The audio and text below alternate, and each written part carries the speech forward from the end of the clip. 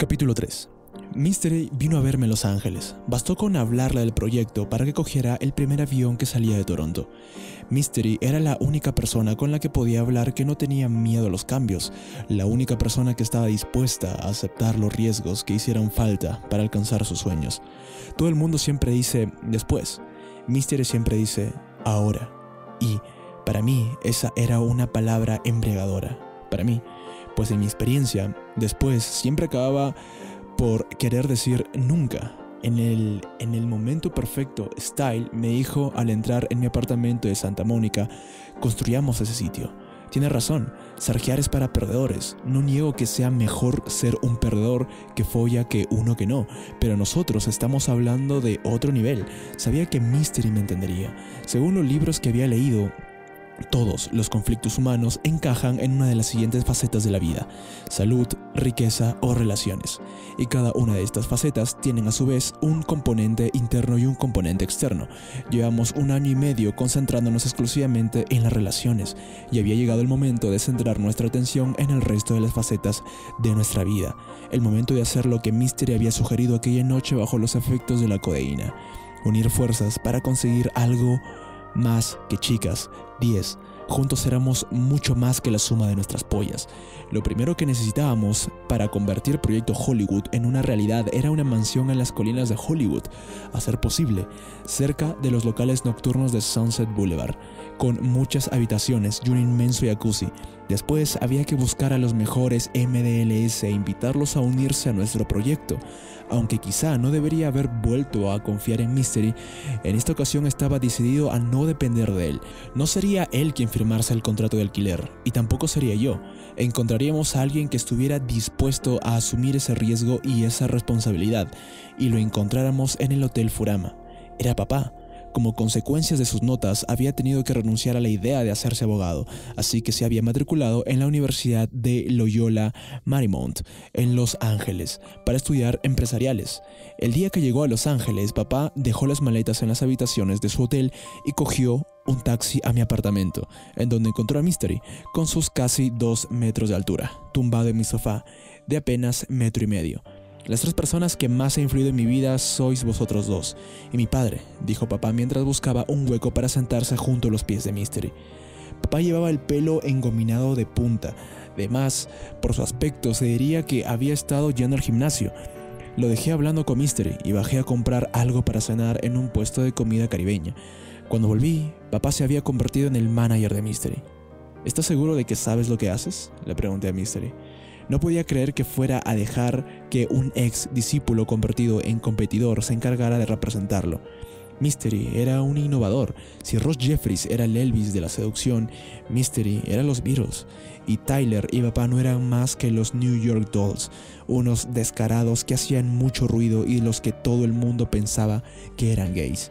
A papá le gustan los negocios y puede llenarlos un seminario todos los fines de semana, me contestó Mystery. Todo lo que tengo que hacer yo es aparecer. Era cierto que papá estaba en contacto prácticamente con cada MDLS de Norteamérica. Conocía a los jefes de cada guardia y estaba apuntando a todos los foros de seducción. Le bastaba con hacer un par de llamadas y mandar un par de emails para reclutar a 1 docena de estudiantes prácticamente en cualquier ciudad del mundo. Todos salimos ganando, insistió papá. Desde que se había metido en el negocio de la seducción, esa era su frase favorita. Lo cierto es que era más listo de lo que yo había pensado. Papá iba a convertirse en el intermediario de los mejores MDLS de la comunidad, y ellos iban a dejar que lo hiciera, porque, como artistas que eran, todos compartían un mismo defecto. Eran demasiado vagos como para preocuparse de cuestiones prácticas. De hecho, nunca invitamos explícitamente a papá a unirse a nosotros en Proyecto Hollywood. Sencillamente dejamos que lo hiciera porque estaba dispuesto a hacer el trabajo. Había una sucursal de Coldwell Banker justo delante de su hotel. Ahí fue donde papá encontró a Joy, nuestro nuevo agente inmobiliario. Aunque las inmobiliarias no ganan mucho dinero en los alquileres, papá consiguió convencer a Joy de que trabajara con nosotros, prometiéndole que le enseñaría algunas técnicas de sarjeo. Tiene varias casas que nos pueden interesar, nos dijo papá una tarde en el vestíbulo del Hotel Furama. Hay 3 que tienen muy buena pinta. una mansión en Mulholland Drive, una casa cerca de Sunset, en la que, por lo visto, se corrían sus juergas a la pandilla de Frank Sinatra, Dean Martin y Sammy Davis Jr., y una supermansión con 10 dormitorios, pistas de tenis y hasta una discoteca. Suena bien, comenté yo. ¿Cuánto piden? 50,000 al mes. Olvídalo. El semblante de papá se oscureció. No le gustaba la palabra no. Después de todo, era hijo único. Subió a su habitación y volvió a bajar media hora después con una hoja de papel en la mano. En ella estaba escrito su plan para conseguir $50,000 al mes. Todas las semanas daríamos una fiesta en nuestra discoteca particular con la que ganaríamos $8,000 en concepto de entradas y $5,000 en copas al mes. Los seminarios nos proporcionarían otros $20,000 más al mes. De los 10 inquilinos de la casa tendría que pagar $1,500 de alquiler. Era un plan de locos. No tenía ningún sentido gastar todos nuestros ingresos en pagar el alquiler, pero al mismo tiempo resultaba increíble. Papá estaba decidido a convertir el proyecto Hollywood en una realidad y estaba dispuesto a hacer lo que hiciese falta para conseguirlo. Empecé a entender por qué Mystery lo había hecho su manager. Papá era uno de los nuestros, cogía lo que quería. Además, papá tenía iniciativa y, al contrario que Mystery, siempre acababa lo que empezaba. Y como MDLS, papá también se había hecho digno de proyecto Hollywood. Desde que lo habíamos conocido en Toronto, había demostrado su valor una y otra vez en el campo del cerjeo. ¿Cómo volvería a hacerlo un día después, al conseguir encerrar a Paris Hilton en un restaurante mexicano? Capítulo 4. Grupo MSN. Asunto, parte de cerjeo. La seducción de Paris Hilton. Autor, papá. Hoy, Style y Mystery, nuestro agente inmobiliario, y yo hemos ido a ver una mansión para alquilar en las colinas de Hollywood. Es la antigua casa de Dean Martin.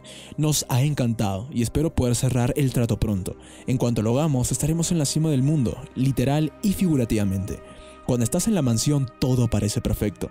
Después de ver la casa, fuimos a comer a un famoso restaurante mexicano de comida rápida que hay cerca de la mansión y nos sentamos a una de las mesas de fuera.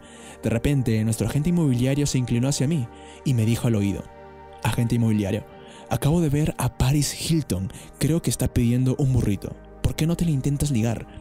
Papá, ¿a Paris Hilton? Style.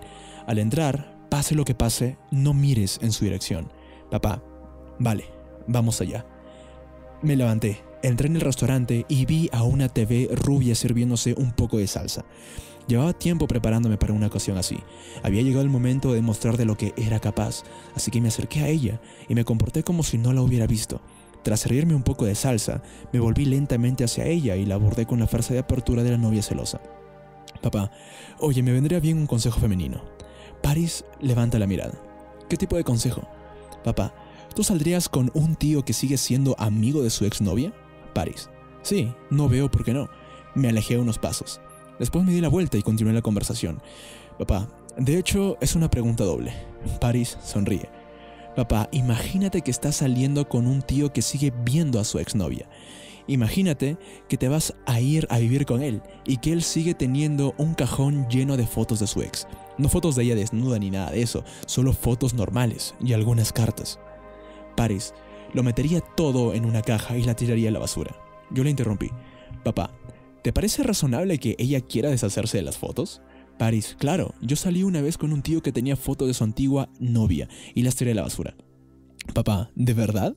Lo digo porque yo tengo una amiga a la que le ha pasado lo mismo y ha quemado las fotos. Paris, eso es lo que se tendría que haber hecho y lo que yo habría hecho. Sonrisas. Paris acabó de servirse la salsa. Papá, ¿sabes? Me recuerdas a una caricatura que vi una vez de Britney Spears. Puede que sea por los dientes. Paris dejó el platito con la salsa en una mesa. Me mira y sonríe. Entonces yo recurro a la técnica de Style, de los dientes anchos con forma de C y los dientes con forma de U. Papá, sí, definitivamente tiene los dientes de Britney Spears. Bueno, al menos eso es lo que diría una novia que tuve. Según ella, las chicas que tienen dientes con una curva ancha, una curva que dibuja una C como Britney Spears, siempre parecen buenas chicas, por muchos tíos que se tiren, y tú tienes ese tipo de dentadura. Paris interesada y sonriendo. ¿De verdad? Papá, lo digo en serio. Si no, fíjate en las chicas que salen en las cubiertas de las revistas. Todas tienen los dientes iguales. Al menos eso es lo que decía mi antigua novia, hasta que se hizo cambiar los dientes, porque ella los tenía con forma de U, como Cristina Aguilera. Decía que los dientes con forma de U te hacen parecer distante y que por eso Christina Aguilera tenía una reputación de chica mala, en vez de tenerla Britney Spears. Paris sonríe. Nos acercamos juntos al mostrador y ella cogió la comida que había pedido. Yo me comporté como si estuviera a punto de marcharme, aunque no tenía la menor intención de hacerlo. Ella ya tenía su comida y estaba a punto de irse, pero yo estaba decidido a evitarlo. Me volví hacia ella y continué la conversación. Papá, ¿sabes? Tengo una intuición sobre ti. Paris, ¿sí? ¿Cuál? Volvió a dejar la bolsa con la comida sobre el mostrador y me miró fijamente. Papá, podría decirte cómo eres realmente con tan solo hacerte 3 preguntas. Paris, ¿de verdad? Papá, sí, ven, siéntate un momento y te lo demostraré. Paris, vale. Me senté a una mesa que había cerca del mostrador. Ella se sentó al otro lado de la mesa y me sonrió. Había llegado el momento de demostrar mi valía. Durante los siguientes 15 minutos compartimos lugares comunes y anécdotas sobre Hollywood. Yo recurrí a varias técnicas de seducción acelerada y de demostración de valía. Papá, un amigo me ha enseñado una técnica fascinante de visualización que él llama el cubo. Está allá afuera. Acabamos de alquilar una casa, señaló hacia las colinas. Llevo 10 semanas viviendo en un hotel. Ya no aguantaba más. Paris, ¿de verdad? ¿En qué hotel? Papá, en el Furama. Paris asiente. Sí, yo vivo aquí cerca, en Kings Road. Papá, mola, vamos a ser vecinos. Mi nueva casa está en Londonderry. Es un sitio fantástico. Mi amigo Stanley y yo vamos a hacer las mejores fiestas after hours de la ciudad. Paris, qué guay. Papá, bueno, ¿estás lista para la prueba del cubo? Sí, cuando quieras. Antes de empezar, necesito hacer unas preguntas. ¿Eres una persona inteligente? Paris, sí. ¿Eres intuitiva? Paris, sí. ¿Tienes mucha imaginación? Paris, sí. Papá, perfecto, entonces debemos empezar. Imagina que estás conduciendo por un desierto y ves un cubo. ¿Qué tamaño tiene? Paris, es grande. ¿Cómo de grande? Paris, como un hotel. Papá, eso es interesante. Vale, ahora dime, ¿de qué color es? Paris, rosa. Papá, ¿y es transparente? Paris, sí, completamente transparente. Papá, perfecto, ahora vamos a añadir una escalera. ¿Dónde está esa escalera en relación con el cubo? Paris, está apoyada en el cubo, justo en el centro, y lo atraviesa. Papá, sabía que ibas a decir eso. Paris, sí, claro. Sonríe y deja escapar una risita. Papá, sí, de verdad. Y ahora vamos a añadir una cosa más. Vamos a añadir un caballo. ¿Dónde está el caballo? Paris, está durmiendo. Papá, sí, pero ¿en dónde? Paris, delante del cubo. Papá, eso es muy interesante. Una breve pausa. Sí, ya está. Y ahora estás preparada para saber lo que quiere decir.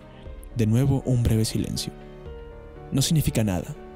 No, era una broma, no me hagas caso. El cubo representa lo que piensas de ti misma, es tu ego, por lo que has dicho es bastante grande. Eso quiere decir que eres una persona con confianza en ti misma, pero tu ego tampoco es gigantesco, o sea que no eres una creída. Además, tu cubo es rosa. Paris, sí, el rosa es mi color favorito. Papá, el rosa es un color divertido y lleno de vida. El hecho de que lo hayas elegido quiere decir que tú también lo eres. Te gusta divertirte, te gusta ir a fiestas con mucha gente, pero también te gusta estar a solas con un buen amigo. Paris, sí, es verdad. Papá, y tu cubo es transparente. Eso representa cómo te ven los demás y tú eres el tipo de persona que no oculta nada. El tipo de persona que se muestra tal y como es. Conectas con la gente. Paris, ¿cómo te llamas? Papá, ¿y tú? Paris, papá, tenemos muchas cosas en común, Paris, ¿no te parece? Paris, sí. Papá, algún día deberíamos tomar unas copas. Paris, sí, sería divertido. Papá, toma. Le di un trozo de papel y un bolígrafo. Ella escribió su nombre y su apellido y me lo devolvió. Sin duda pensaría que yo iba a reaccionar con sorpresa al descubrir quién era, pero yo me limité a devolverle el papel, como si no hubiera leído el nombre. Papá, ¿se te ha olvidado algo? Paris, te voy a dar mi móvil, es más fácil. Papá, vale. Paris, llámame, lo pasaremos bien. Papá, sí, seguro que sí. Venga, nos vemos. Me levanté y salí afuera, donde me esperaban los demás. Style, buen trabajo, papá. No hagáis nada, no querríamos que ella lo viera, ¿verdad? Buen trabajo. Agente inmobiliario, chócala, tío. Les conté a los chicos todo lo que había hecho. Fue fenomenal. Sé que así es como van a ser las cosas a partir de ahora.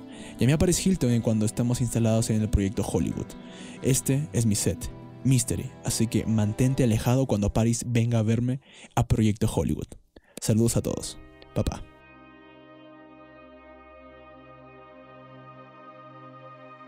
Capítulo 5. Cada palabra que había empleado papá con Paris Hilton era mía, desde la frase de apertura de la novia celosa hasta la rutina de las dentaduras con forma de C y de U.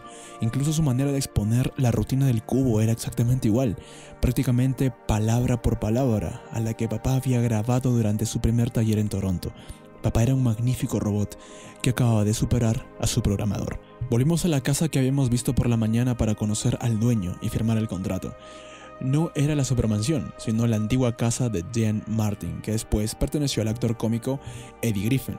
La guardia de Rat Pack estaba en Sunset Boulevard, justo encima de Mel's Dinner, y costaba $36,000 menos al mes que la supermansión. Además, estaba tan cerca de los locales nocturnos que Sunset Boulevard que podíamos ir andando todas las noches.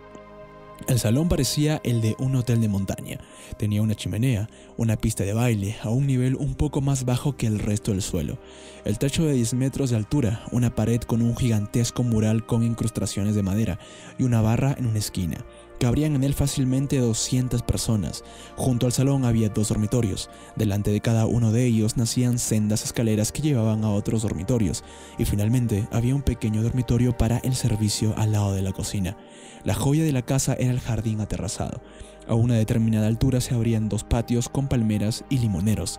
En la siguiente altura había una amplia terraza de ladrillo con una piscina con forma de cacahuate, un jacuzzi y un comedor con una barbacoa y una nevera. Detrás ascendían una cuesta perfectamente ajardinada con un camino que serpenteaba hasta la pequeña terraza que coronaba el jardín. Desde ahí podía admirarse las luces parpadeantes y los inmensos carteles publicitarios de la ciudad sobre la que pronto descenderíamos. Aquel lugar iba a ser un imán para las chicas. Ahí no podíamos fallar. Papá firmó el contrato, además de pagar el alquiler más alto. Eso le daba derecho a quedarse con el dormitorio principal, que venía equipado con una plataforma elevada para la cama, un gran ventanal y una chimenea.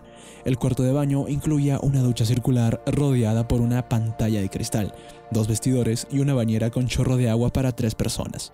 Las posibilidades de Proyecto Hollywood eran prácticamente ilimitadas.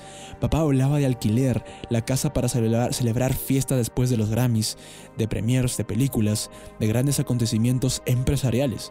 Papá ya no sarjeaba con chicas cuando salía. En lugar de eso, seducía a promotores y a celebridades, buscando las conexiones necesarias para promocionar las fiestas de Proyecto Hollywood. Incluso llegó a usar técnicas de seducción acelerada y de PNL para hipnotizar promotores ya millonarios con el fin que invirtieran en la casa. Durante el tiempo que le quedaba libre, papá pujaba por cabinas de bronceado, mesas de billar y barras de strippers de eBay. Su meta era convertir Proyecto Hollywood en el lugar en el que Paris Hilton quisiera ir todos los fines de semana. Quedaban 2 dormitorios por llenar, así que colgamos un anuncio en el salón de Mystery. La respuesta fue abrumadora. Todo el mundo quería formar parte del Proyecto Hollywood.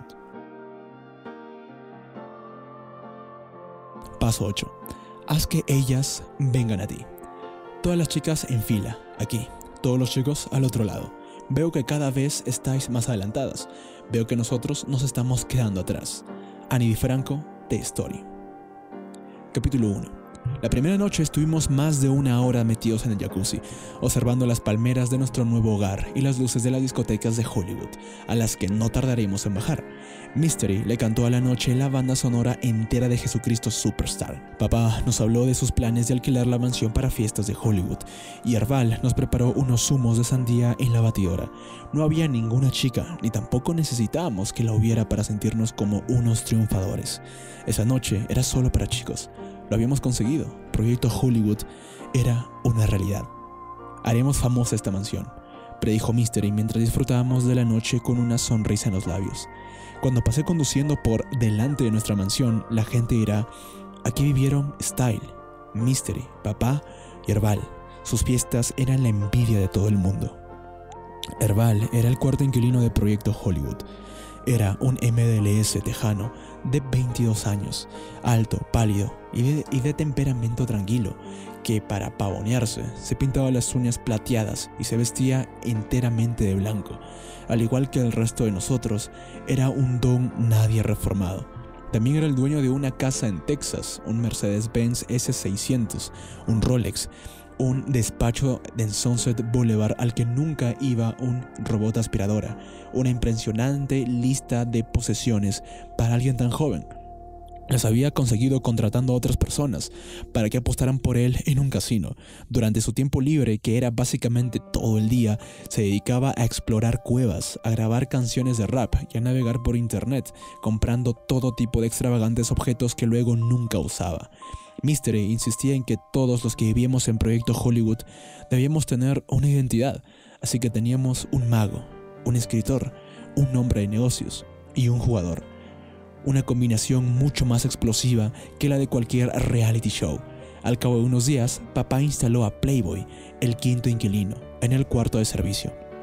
Playboy era un promotor de fiestas de Nueva York que se había ganado mi respeto al decirme que había trabajado en la compañía de danza de Merce Cunningham.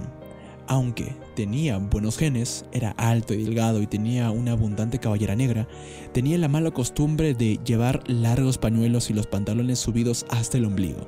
Como había dejado su trabajo para unirse a nosotros, papá lo puso a trabajar para la verdadera dinámica social como pago de su alquiler. Y estaba Sanaus, que vivía en una tienda en el jardín. Pequeño, corpulento y de rostro juvenil, Saneos era un jugador de fútbol universitario de Colorado que nos había rogado que le permitiéramos vivir en Proyecto Hollywood. Nos había dicho que podría dormir en cualquier sitio y que haría todo lo que le pidiéramos. Así que papá le había comprado una tienda de campaña, le había pedido que se encargara de pagar las facturas del agua, la luz y de la limpieza de la mansión, y lo había incorporado como trabajador en las prácticas a la verdadera dinámica social. Durante las 2 primeras semanas, todo lo que hicimos fue disfrutar de la mansión. Lo habíamos conseguido, habíamos derrotado al sistema, vivíamos en el lugar más privilegiado de West Hollywood y teníamos unos compañeros magníficos. Herbal ya había programado la primera cumbre anual de MDLS, que tendría lugar en la mansión el mes siguiente. Celebramos una reunión de inquilinos para decidir quién se encargaría de qué en Proyecto Hollywood. Papá se encargaría de las actividades sociales, Herbal de las finanzas. Después fijamos las reglas. Ningún huésped podía quedarse más de un mes en la casa sin la aprobación del resto de los inquilinos.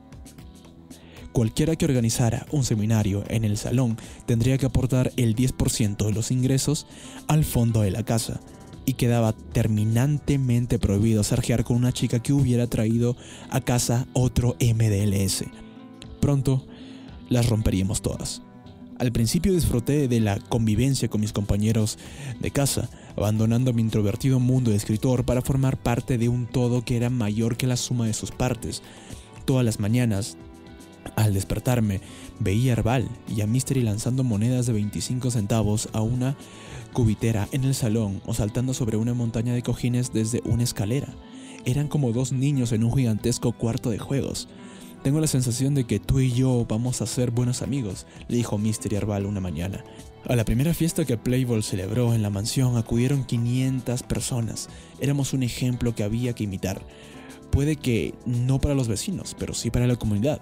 Las primeras franquicias apenas tardaron un mes en aparecer. Un grupo de MDLS se mudaron a la vieja casa que tenía Herbal en Texas y la bautizaron Proyecto Austin. Algunos de nuestros discípulos de San Francisco alquilaron un piso con 5 dormitorios y un enorme salón en Chinatown y celebraron seminarios de sarjeo en lo que le llamaron Proyecto San Francisco. Unos universitarios australianos crearon Proyecto Perth, que fue visitado por 100 mujeres en los 3 primeros días, y 4 MDLS a los que Mystery y yo habíamos entrenado en Sydney alquilaron un apartamento en la playa, con un ascensor que bajaba directamente a la discoteca. Era el Proyecto Sydney.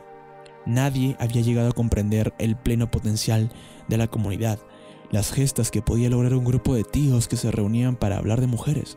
Teníamos nuestras mansiones y nuestras manicuras y sabíamos arjear. Estábamos listos para extendernos por el mundo como una plaga.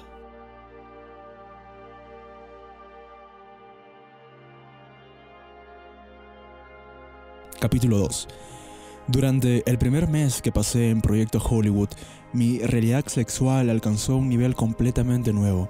Al igual que el taller de Mystery me había abierto los ojos a todo lo que era posible conseguir en una discoteca, este último giro de acontecimientos me mostró posibilidades desconocidas hasta ahora en la cama.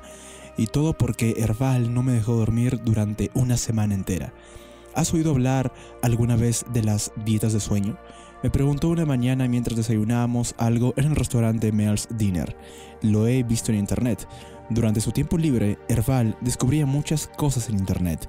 Una limusina en eBay baratísima, sábanas de 1000 fibras para nuestras camas, una manera nueva y mejor de doblar las camisas y un negocio que vendía pingüinos como mascotas, aunque al encargar un pingüino para el proyecto Hollywood descubrió que era una broma. Básicamente es una manera de entrenar tu cuerpo para que sobreviva con tan solo 2 horas de sueño al día, me explicó. ¿Y eso es posible?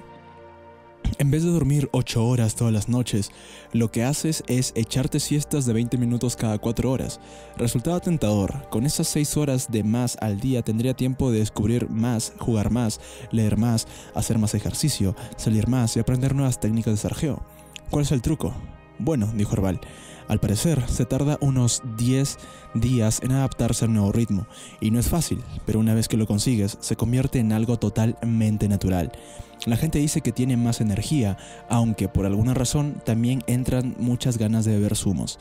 Al igual que ocurrió cuando Marco sugirió que fuésemos a Moldavia, yo dije que sí, sin dudarlo. No tenía nada que perder, excepto 10 días de sueño. Nos aprovisionamos con videojuegos y DVD y les pedimos a nuestros compañeros que nos ayudaran a mantener nuestra nueva disciplina, pues bastaba con dormir unos minutos de más o saltarse una siesta para echar por tierra todo el experimento y tener que empezar de nuevo desde el principio.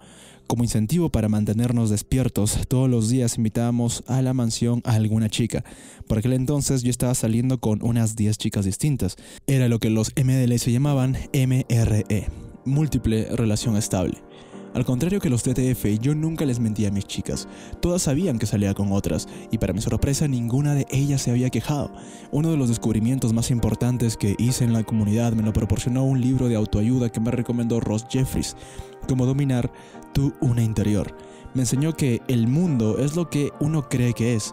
En otras palabras, si tú sientes que necesitas tener un harén y además piensas que no hay nada raro en tenerlo, las chicas lo aceptarán. Esa es tu realidad.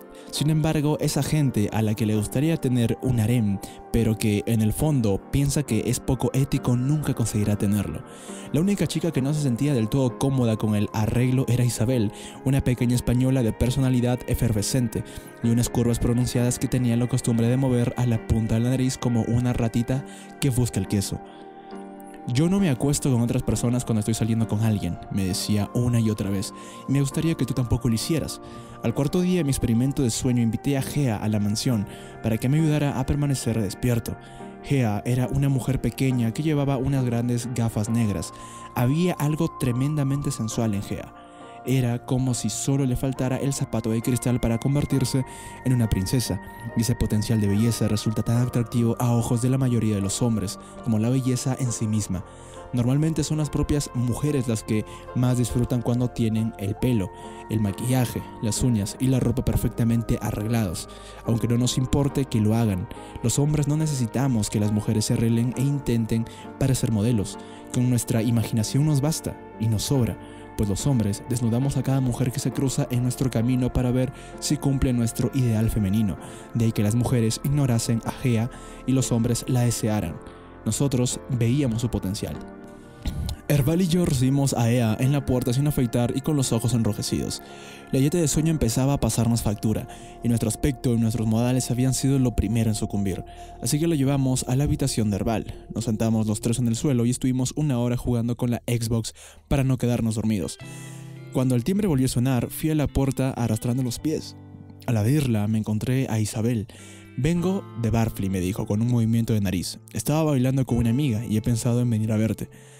Sabes que odio las visitas sorpresa.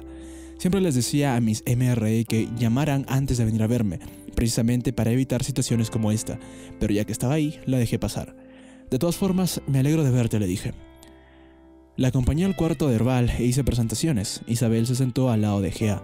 Su intuición le decía que ocurría algo extraño. Miró a Gea de arriba abajo antes de preguntarle: «¿De qué conoces a Style?». En ese momento empecé a pensar que más que una visita casual, lo que había preparado Isabel era un ataque en toda regla, así que dejé a las dos chicas con Herbal y fui a buscar a Mystery. Estaba demasiado cansado para soportar una escenita. Le he cagado, tío, le dije. Isabel y Gea están a punto de sacarse los ojos. Necesito deshacerme de una de las dos. Tengo una idea mejor, dijo él. Hazte un trío con ellas. Estás de broma, ¿no? Claro que no. Uno de mis alumnos me contó una vez una técnica para empezar un trío. Deberías intentarlo. Solo tienes que sugerir un masaje a 3. Suena peligroso. Todavía me acordaba del baño en la habitación del Hotel de las Gemelas de Porcelana. No tiene por qué ser peligroso, repuso Mystery. Corres un riesgo, sí, pero es un riesgo calculado. Ten en cuenta que son ellas quienes han venido a ti. Para empezar, ya tienes ese ID. Mystery podía ser muy persuasivo. Había conseguido que hablara y me vistiera de maneras que antes nunca hubiera imaginado posible. Decidí que merecía la pena intentarlo. Lo peor que podía pasar era que las perdiera las dos, y ese era un riesgo que estaba dispuesto a correr. Volví a la habitación de Herbal. Chicas, dije entre bostezos, quiero enseñarles los videos que ha grabado Mystery. Se van a morir de la risa. Inspirado por nuestro video de Carly Caroline, Mystery había empezado a grabar nuestros viajes y nuestras salidas, editándolos después en videos cómicos de unos 10 minutos. Me siguieron hasta mi habitación. Por supuesto, no había ninguna silla en la que sentarse, tan solo la cama. Así que los tres nos tumbamos sobre el edredón y yo les enseñé la película de nuestro viaje a Australia. Al acabar, tomé aire y me lancé. La semana pasada tuve una experiencia alucinante, les dije. Fui a San Diego a ver a mi amigo Steve P., que es un gurú y chamán. Steve P. hizo que 2 de sus alumnas me dieran lo que él llamó un masaje de inducción dual. Las chicas movían las manos de forma perfectamente sincronizada sobre mi espalda. Resulta que, como no puede procesar tantos movimientos al mismo tiempo, la mente se desconecta por completo y te sientes como si te estuvieran masajeando cientos de manos. Fue alucinante. Si describes algo con suficiente entusiasmo, la gente siempre querrá probarlo, sobre todo cuando no das la oportunidad de decir que no. Túmbate boca abajo, le dije a Isabel, ya que Isabel era quien más probabilidades tenía de echarse atrás. Lo mejor era empezar con ella. Cuando se tumbó, yo me puse de rodillas a su derecha. Le dije a ella que se sentara a su izquierda y que imitara cada uno de mis movimientos.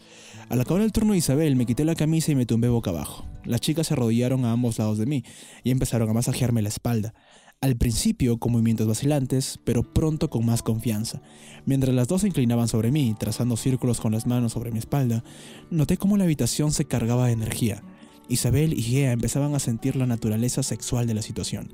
Después de todo, era posible que aquello funcionara. Cuando llegó el turno de Gea, se quitó la camisa y se tumbó boca abajo. Esta vez me aseguré de que el masaje fuera algo más erótico, llegando hasta el interior de los muslos y rozándole los pechos. Al acabar, Gea se quedó tumbada. Había llegado el momento de la verdad. Tenía que cambiar de fase. Estaba tan nervioso que las manos empezaron a temblarme, como en aquella desastrosa comida con Elisa, mi antigua compañera de colegio. Atraje a Isabel hacia mí y la besé. Mientras nos besábamos, fui bajando su cuerpo hasta que quedamos prácticamente tumbados sobre Gea. Entonces le di la vuelta a Gea y la besé. Ella respondió a mi beso. Funcionaba. Lentamente atraje a Isabel hacia nosotros, incorporándola al beso, y cuando los labios de Isabel y Gea por fin se tocaron, la tensión sexual que se había acumulado en la habitación estalló. Isabel y Gea se devoraban a besos, como si llevaran esperando hacerlo toda la vida. Pero ese no era el caso. Hacía tan solo media hora eran rivales encarnizadas. La verdad es que no podía entender lo que había pasado. Aunque pensándolo bien, ¿qué importaba eso ahora? Gea le quitó la camisa a Isabel y los dos le chupamos los pezones. Después le quitamos los pantalones y le lamimos los muslos hasta que ella empezó a arquear la espalda. Mientras yo le quitaba las braguitas, Gea se puso detrás de mí e intentó quitarme los pantalones. Entonces vi el reloj en la pared. Eran las 2 de la madrugada. El corazón me dio un vuelco. Habían pasado 4 horas desde mi última siesta. No podía irme a dormir en medio del primer trío de mi vida. Si no lo hacía, los 4 días que llevaba de dieta de sueño no servirían de nada. Siento hacerles esto, les dije, pero tengo que echarme 20 minutos. Si quieren, pueden quedarse. Con Isabel a un lado y Gea al otro, apenas tardé unos segundos en quedarme dormido. Soñé que las calles eran de agua y que yo andaba por ellas. Cuando sonó el despertador, atraje a las 2 chicas hacia mí y continué las cosas donde las había dejado. Pero esta vez Isabel se apartó. Me siento rara, dijo. Tienes razón, le dije yo. A mí me pasa lo mismo. pero es una experiencia nueva, por eso deberíamos intentarlo. Ella sintió con una sonrisa. Después me quitó los calzoncillos y las dos empezaron a tocármelo mientras yo las observaba tumbado. Era una visión que merecía la pena recordar. Hasta que Gea empezó a chupármela.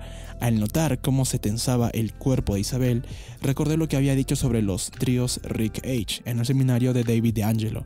Se trataba del placer de las chicas, no del nuestro. Ellas eran como los perros que tiraban de un trineo, esa fue la metáfora que usó, y nuestra misión era asegurarnos de que siempre estuvieran a gusto y tuvieran lo que necesitaban. ¿Te sientes incómoda?, le pregunté. Un poco, contestó ella.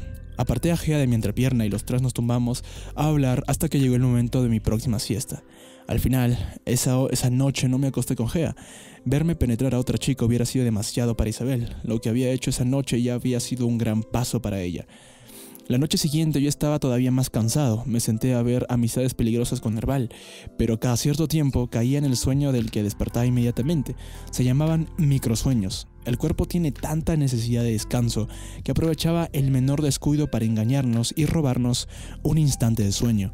Esto de la dieta de sueño ha sido una idea horrible, le dije a Herval.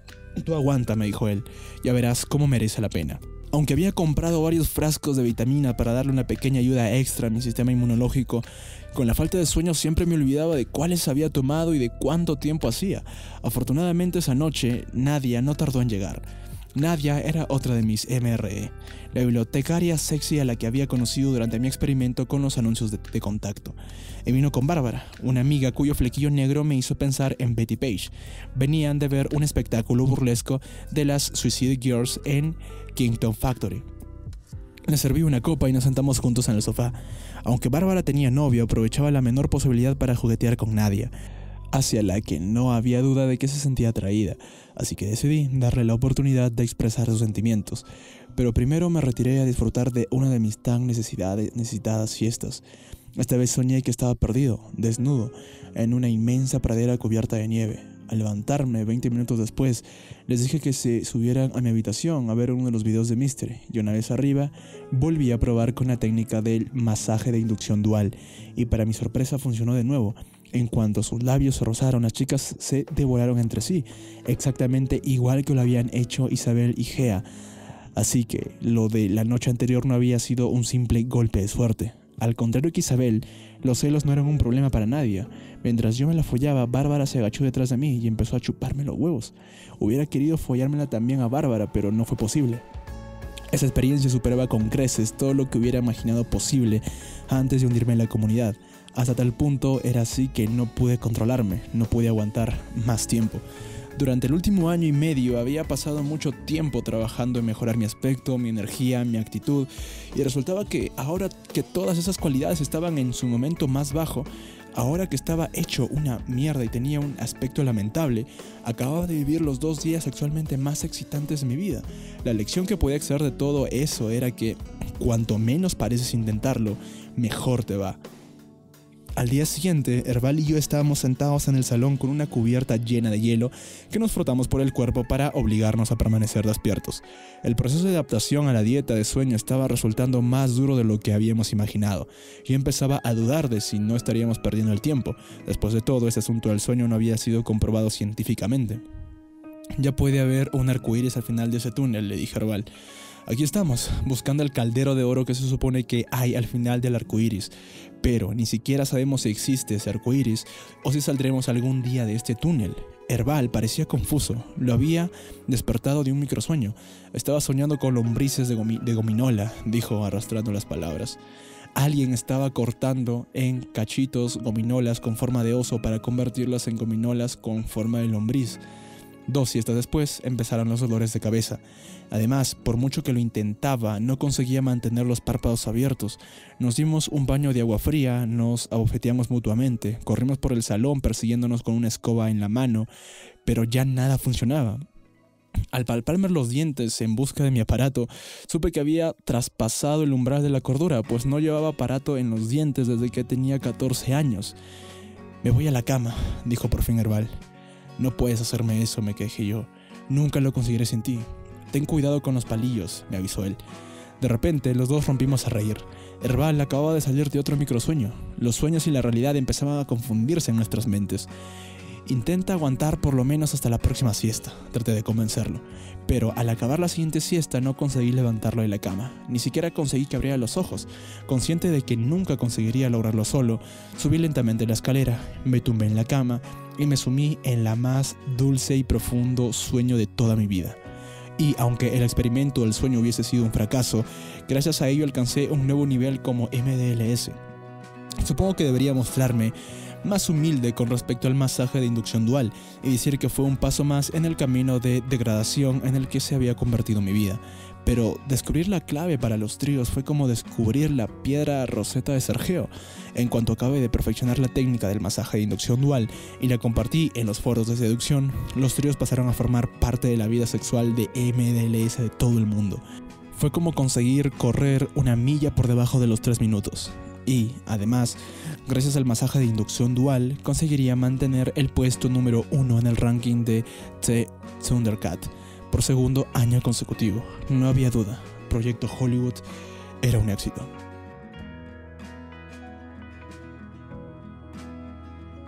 Capítulo 3. Y entonces llegó Tyler Durden. Parecía que se había echado un bote entero de crema bronceadura. Sé que la última vez que estuve en Los Ángeles no causé muy buena impresión, me dijo mientras me estrechaba la mano, e incluso me miró a los ojos durante un nanosegundo. Llevaba puesta una camisa blanca y negra con cordeles colgados de los costados, al modo de un corsé. Era el tipo de camisa que me hubiera comprado yo. La inteligencia social es mi fuerte, continuó diciendo. Creo que intentaba disculparse. Todavía tengo mucho que aprender en ese campo. Cuando me descuido puedo parecer algo egocéntrico.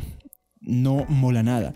Supongo que Mystery tiene razón cuando dice que tengo que esforzarme más por caerle bien a los chicos. Desde que lo había conocido, Tyler había participado en decenas de talleres y yo había seguido sus progresos a través de internet. Sus alumnos decían que yo podía rivalizar con Mystery en el campo del sargeo, sea como fuere. Tyler merecía una segunda oportunidad. ¿Quién sabe? Era posible que realmente hubiera mejorado su actitud. Después de todo, esa era la idea en la que se basaba la comunidad. Y ahora que los dos íbamos a viajar a Las Vegas para hacer de alas de uno de los talleres de Mystery, tenía curiosidad por ver si lo que se decía sobre su destreza en el campo de sargeo era realmente cierto. Tyler se colgó la bolsa al hombro y fue al cuarto de papá. Entre la recién descubierta pasión de papá por los negocios y el afán de Tyler Durden por convertirse en el mejor maestro de la seducción de la comunidad, formaban un equipo prácticamente invencible. Por lo que yo sabía, nadie había aprobado a Tyler Durden como nuevo inquilino, pero aunque no había sitio para nadie más en la mansión, papá parecía haber decidido que podía quedarse, pues había puesto un colchón en el suelo de uno de sus vestidores, convirtiéndolo en el nuevo dormitorio de Tyler. Todavía no teníamos muebles, tan solo los 50 cojines que habíamos comprado para compensar el desnivel de la pista de baile. Esa noche, Playboy preparó su proyecto de cine para que pudiéramos ver películas en el techo, y todos nos tumbamos a ver Conocimiento Carnal en la piscina de cojines. Al acabar, Tyler Durden se acercó a mí. Tu archivo me ha ayudado mucho a la hora de elaborar mi método, me dijo. Los mensajes y posts que yo había escrito en los foros de seducción a lo largo de más de 1 año y medio habían sido recopilados en un gran archivo de texto y colgados en internet junto a los de Mystery y los de Ross Jeffries. Algunas de mis mejores técnicas están inspiradas en tu trabajo, continuó diciendo. No era fácil escapar de una conversación con Tyler Durden, ya que después de sarjear lo que más le gustaba era hablar sobre sarjear. Últimamente he estado haciendo un experimento, me dijo. Les he estado diciendo a los sets que soy tú. ¿Qué? Sí, le dije que soy Neil Strauss y que escribo para la revista Rolling Stone, aunque la idea de que ese bicho raro fuera por ahí diciéndole a la gente que era yo me revolvía el estómago, respondí con fingida indiferencia. ¿Y funciona? Depende, repuso él. A veces no me creen, otras veces me dicen, ¿de verdad? ¿Cómo mola? Aunque hay que tener cuidado porque corres el riesgo de que piensen que eres un engreído. Déjame que te diga algo. Llevo escribiendo 1 década y eso nunca me ha ayudado a sarjear. Los escritores no resultan atractivos, los escritores no son populares, al menos esa es mi experiencia. ¿Por qué crees que me uní a la comunidad? De todas formas, me alegra que lo hayas intentado, Tyler. Ese fin de semana fui a Las Vegas con Tyler Durden y con Mystery. Papá había matriculado a 10 personas para el taller, lo cual no estaba nada mal, teniendo en cuenta de que se trataba de un taller para 6 personas. Los llevamos al Hard Rock Casino. Por lo general, la primera noche los profesores hacíamos una demostración práctica de cómo comportarse en el campo al sargeo. Como MDLS, Tyler Durden había mejorado extraordinariamente desde la última vez que lo había visto en Los Ángeles. Cuando no le había dirigido la palabra a una sola chica, al verlo aproximarse a un set, las chicas que estaban de despedida de soltera, me acerqué un poco para oír lo que le decía. Estaba hablando de Mystery. ¿Veis ese tío alto con el sombrero de copa?, les decía. Necesita ser el centro de atención. Si lo dejáis, os dirá todo tipo de cosas desagradables para atraer vuestra atención. Lo mejor es seguirle la corriente. La verdad es que necesita ayuda. Estaba descubriéndoles el método de Mystery. Así neutralizaba sus negas. También hace trucos de magia, continuó diciendo. Vosotras haced como si les gustara. Trabaja mucho en fiestas de cumpleaños para niños pequeños. Ahora estaba neutralizando la demostración de valía de Mystery. Cuando se alejó del set, le pregunté qué estaba diciendo. Papá y yo hemos inventado una técnica que os va a hacer parecer aprendices. ¿Y qué decís sobre mí?, le pregunté con fingida normalidad. Tyler Durden empezó a reírse. Decimos, mira, ahí está Style. No tiene mal aspecto para tener 45 años. Además es una monada, es como Elmer Gruñón. No podía creerlo. Tyler estaba magueando a sus propios colegas. Era diabólico. Tú también podrías hacerlo, me dijo Tyler. Puedes decir que parezco el muñequito de Bimbo. Me tragué la bilis mientras me preguntaba qué haría Tom Cruise. Esas cosas no me van, tío, le dije con una amplia sonrisa, como si todo aquello me resultara muy gracioso. Esa es la diferencia entre tú y yo. A mí me gusta rodearme de personas mejores que yo, me hace mejorar y siempre suponen un desafío. Tú en cambio intentas deshacerte de todos los que son mejores que tú. Sí, puede que tenga razón, reconoció él. Con el tiempo supe que solo tenía razón en parte. En efecto, Tyler Durden le gustaba deshacerse de la competencia, pero no antes de haberle chupado hasta la última gota de información. Durante el resto del fin de semana, cada vez que hablaba con alguien tenía a Tyler Durden a mi lado, estudiando cada palabra que salía de mis labios, analizando las reglas y los patrones de comportamiento que me permitían conseguir una posición dominante en el grupo. Tyler había estudiado mi archivo de internet, ahora estaba estudiando mi personalidad. Pronto sabría más de mí que yo mismo, y entonces, igual que lo había hecho con los MAG en Londres, usaría mis palabras y mis gestos en mi contra. Ya muy avanzada la noche, vi un set de 2 sentadas a la barra de Peacock Lounge, una chica castaña, alta y de aspecto inquietante, con gafas y los pechos operados y demasiado grandes, y una pequeña chica rubia con una boina blanca y un cuerpo lleno de curvas. La rubia es una estrella porno, me dijo Mystery. Él era el experto. Se llama Fate, te la dejo a ti. A pesar de llevar 1 año y medio en la comunidad, a pesar de haber sido elegido mejor MDLS del año, todavía me sentía intimidado cuando veía a una mujer hermosa. Mi vieja personalidad de TTF siempre estaba al acecho, amenazando con volver, susurrándome que todo lo que había aprendido era una equivocación, que me estaba inclinando ante falsos ídolos, que todo ese asunto de la comunidad no era más que un ejercicio de masturbación mental, y aún así me obligué a mí mismo a aproximarme al set, y en cuanto abrí la boca, entré en piloto automático. Empecé con la novia celosa, introduje la limitación temporal, le dediqué un nega sobre el tono grave de su voz, hice el test de las mejores amigas, dentaduras con forma de C contra dentaduras con forma de U. ¿Sabes? Tantas cosas, dijo Fate. Sí, eres muy bueno, me alabó su extraña amiga. Las tenía comiendo de mis manos. Yo no era más que un pobre Elmer Gruñón que hacía estúpidos sets que yo había inventado. Pero esas 2 chicas cuyos pechos juntos pesaban más que yo me miraban absortas. No tenían nada que temer. No había ningún sarjeador que tuviera mis herramientas. Me habría gustado matar a mi TTF interior. ¿Cuándo me dejaría en paz? Le hice una señal a Mystery para que se ocupara del obstáculo. Él se sentó al lado de la chica extraña y yo volví a poner el piloto automático. Cambio de fase evolucionado, oler, tirar del pelo, mordiscos en el brazo, mordiscos en el cuello. ¿Qué nota les darías a tus besos del 1 al 10? De repente, Fate se levantó de su asiento. Me estoy poniendo cachonda, dijo. Tengo que irme. Yo no sabía si me estaba poniendo una excusa porque había cometido algún error o si verdaderamente era tan bueno. Abordé otro set, 2 chicas hippies con ganas de fiesta, pero cuando llevaba unos 10 minutos hablando con ellas, Fate se acercó a mí y me cogió de la mano. Vamos al baño, me dijo. En el baño, Fate bajó la tapa del retrete y me dijo que me sentara. Me pones súper, tanto física como intelectualmente, me dijo mientras me desabrochaba los pantalones. Yo lo veo, respondí yo. ¿Cómo lo haces? He notado las vibraciones toda la noche, hasta cuando hablabas con esas dos chicas. He visto que me mirabas.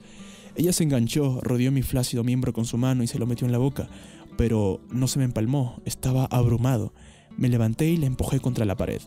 Le rodeé el cuello con ambas manos y la besé, tal como le había visto hacerlo así cuando yo todavía era un TTF. Después le bajé los pantalones, la senté en el retrete, le metí los dedos y empecé a chuparla. Ella arqueó la espalda, parpadeó y gimió, como si estuviera a punto de correrse, pero en vez de eso de repente me hizo cambiar de sitio con ella. «Quiero que te corras en mi boca», me dijo. Pero yo seguía sin conseguir empalmar. Era algo que nunca me había pasado, si hasta recordar aquella noche hace que me empalme. «Quiero metértela», le dije yo en un último intento desesperado por empalmarme. Ella se levantó y se dio la vuelta. Yo me saqué un condón del bolsillo y pensé en todas las TV a las que había abordado esa noche. Empecé a notar algo de movimiento. Entonces ella se sentó sobre mí, su espalda contra mi estómago, en la que sin duda era la peor posible postura para mi polla semi-erecta, y en cuanto empecé a penetrarla volví a perder la erección.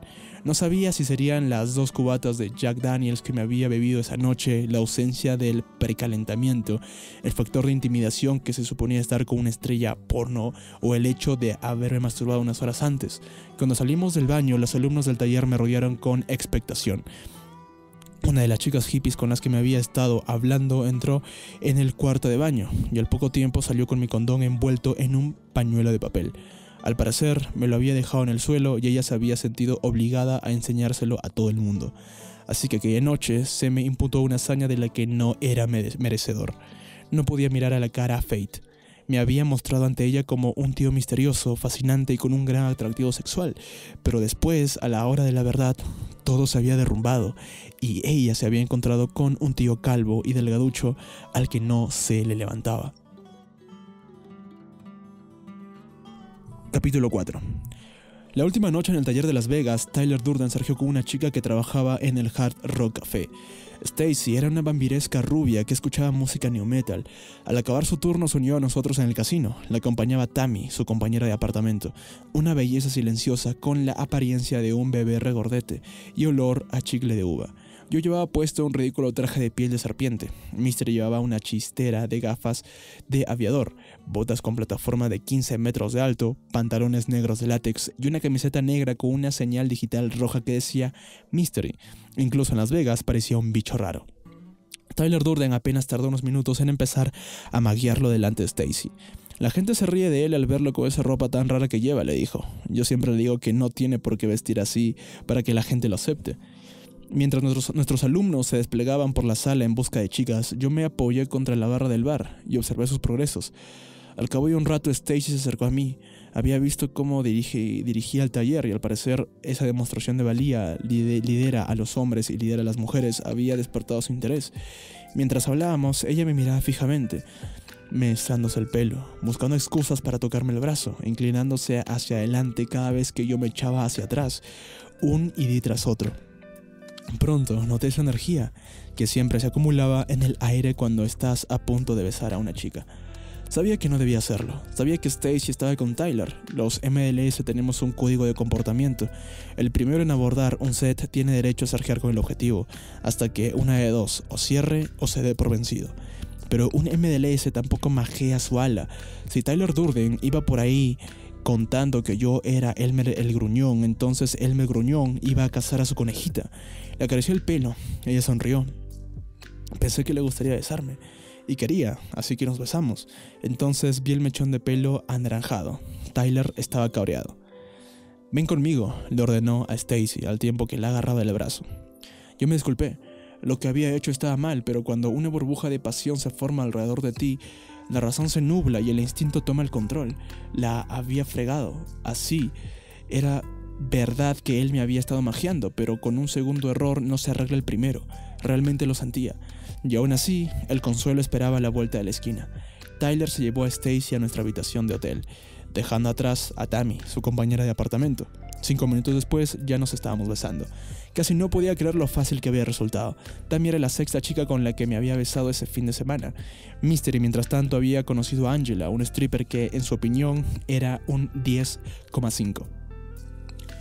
Como eran las 2 de la madrugada y los alumnos ya habían recibido con creces aquello por lo que habían pagado, decidimos dar por acabado el taller y llevarnos a nuestras citas a un after hours que se llamaba Dress. Al salir, Mystery se detuvo un momento para mirarse en un espejo del casino. «Me gusta ganar», dijo sonriéndole a su reflejo, que le devolvió la sonrisa en el acto. En el taxi, Angela se sentó encima de Mystery, con la falda extendida sobre sus muslos. Empezaron a besarse, cuando todavía no habíamos recorrido ni una manzana. Ella se mordió el labio y gemía suavemente cada vez que sus labios se separaban. Se metió el dedo índice de Mystery en la boca y empezó a chuparlo, sacándoselo y metiéndoselo. Estaba actuando para Mystery, para el resto de nosotros y para los pobres desafortunados que nos observaban desde fuera del coche. Al vernos pasar, la gente silbaba y vitoreaba. Mystery le metió un dedo. Como respuesta, ella arqueó la espalda y se apartó las braguitas hacia un lado, dejando a la vista una lágrima de pelo público perfectamente afeitado. Mystery y Angela eran la pareja perfecta, cada uno completamente ajeno a la presencia del otro. A las 5 de la mañana, cuando Angela se volvió a Los Ángeles, Mystery, Tammy y yo cogimos un taxi hasta el Hotel Luxor, donde compartíamos habitación con Tyler Durden. Tammy y yo nos dejamos caer sobre una de las camas y empezamos a besarnos. Mystery se tumbó en la otra cama, Tyler estaba en una silla con Stacy sentada encima. Tammy se quitó la camiseta y el sujetador y me bajó los pantalones. Me la cogió con una mano y empezó a moverla de arriba abajo, al tiempo que giraba la muñeca. Al poco su boca sustituyó a su mano. Esta vez yo respondí a la perfección. Supongo que había algo en la combinación de whisky, una estrella porno y un baño público que resultaba demasiado típico incluso para mí. Tammy se quitó los pantalones. Yo cogí un condón de mi bolsillo y me lo puse, pero no debíamos de llevar ni un minuto follando cuando paré. Los demás nos estaban mirando, o puede que estuvieran intentando no mirar. No podía saberlo. La idea de darme la vuelta me hacía sentir demasiado incómodo.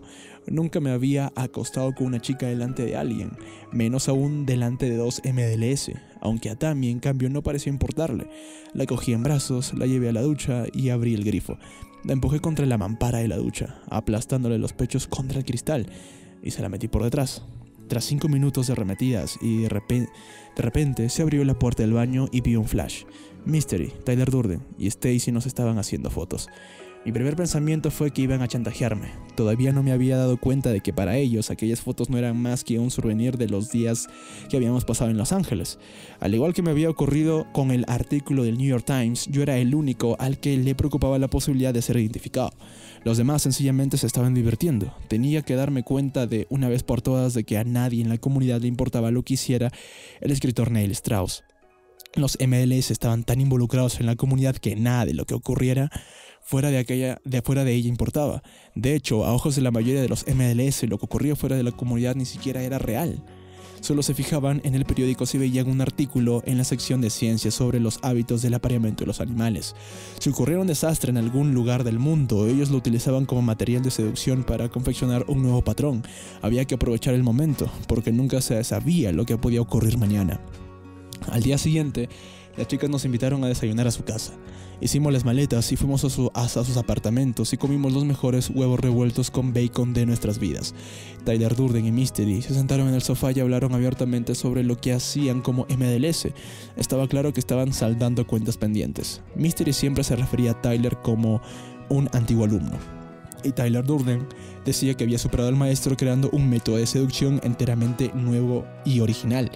El sol brillaba con fuerza, y a mí no me apetecía hablar de sarjear cuando tenía a mi lado a una chica de carne y hueso con la que podía acostarme en cualquier momento.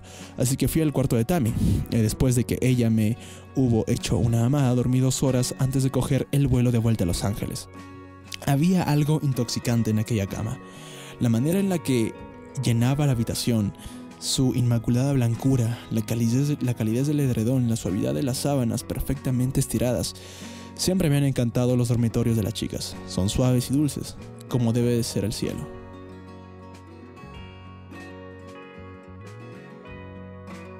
El avión de Mystery y de Tyler Durden no salía hasta la tarde, así que se quedaron con las chicas y yo cogí un taxi al aeropuerto.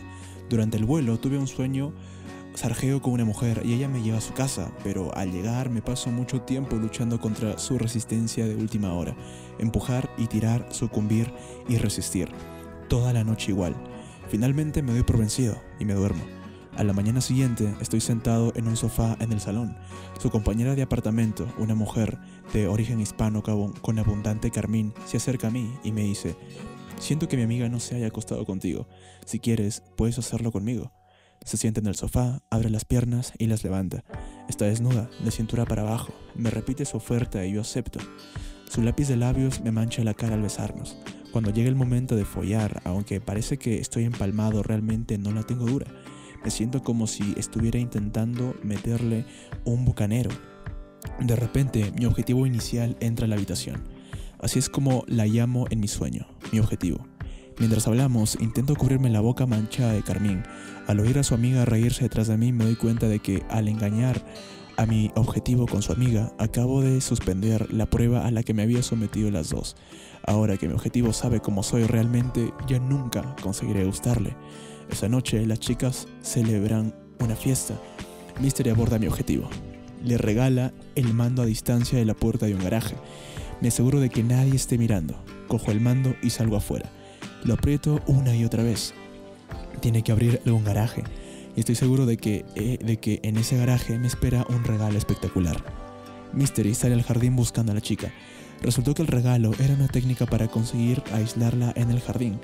Huyo de él, corriendo por la calle a toda velocidad, pero Mystery me alcanza al cabo de pocos segundos. Has intentado robarme el objetivo, le digo. Tú ya has tenido tu oportunidad con ella y no has conseguido nada, contesta él. Ahora me toca a mí. Al despertarme, entendí inmediatamente el significado de la prueba que había suspendido. Yo había sarjeado con el objetivo de Tyler Durden, y después de lo ocurrido con la estrella porno, lo de la impotencia se explicaba por sí solo.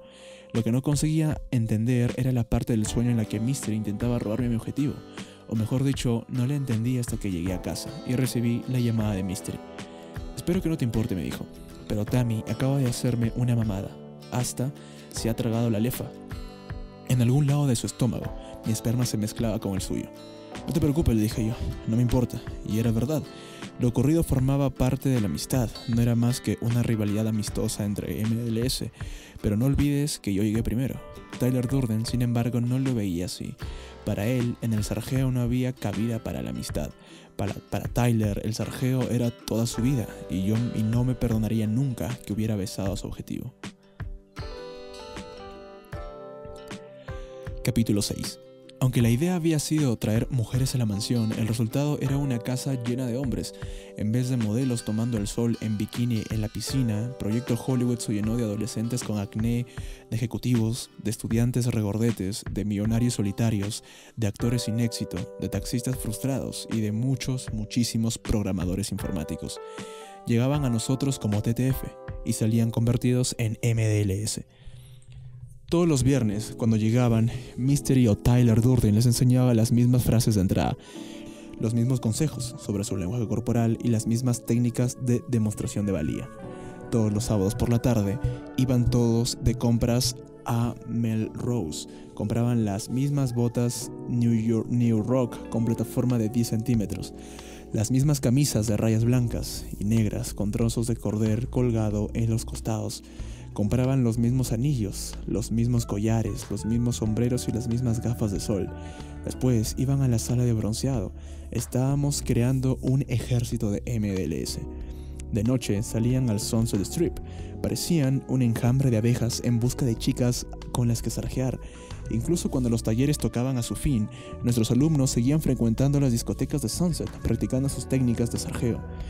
Podías reconocerlos por sus botas y por los cordeles de sus camisas. Reunidos en grupos, elegían un set al que mandaban un emisario que se aproximaba con la frase de entrada: necesito una opinión femenina. Incluso las noches que no teníamos seminarios, nuestro salón se llenaba de todo tipo de tíos, muchos de los cuales habían conducido más de 100 kilómetros para salir con nosotros.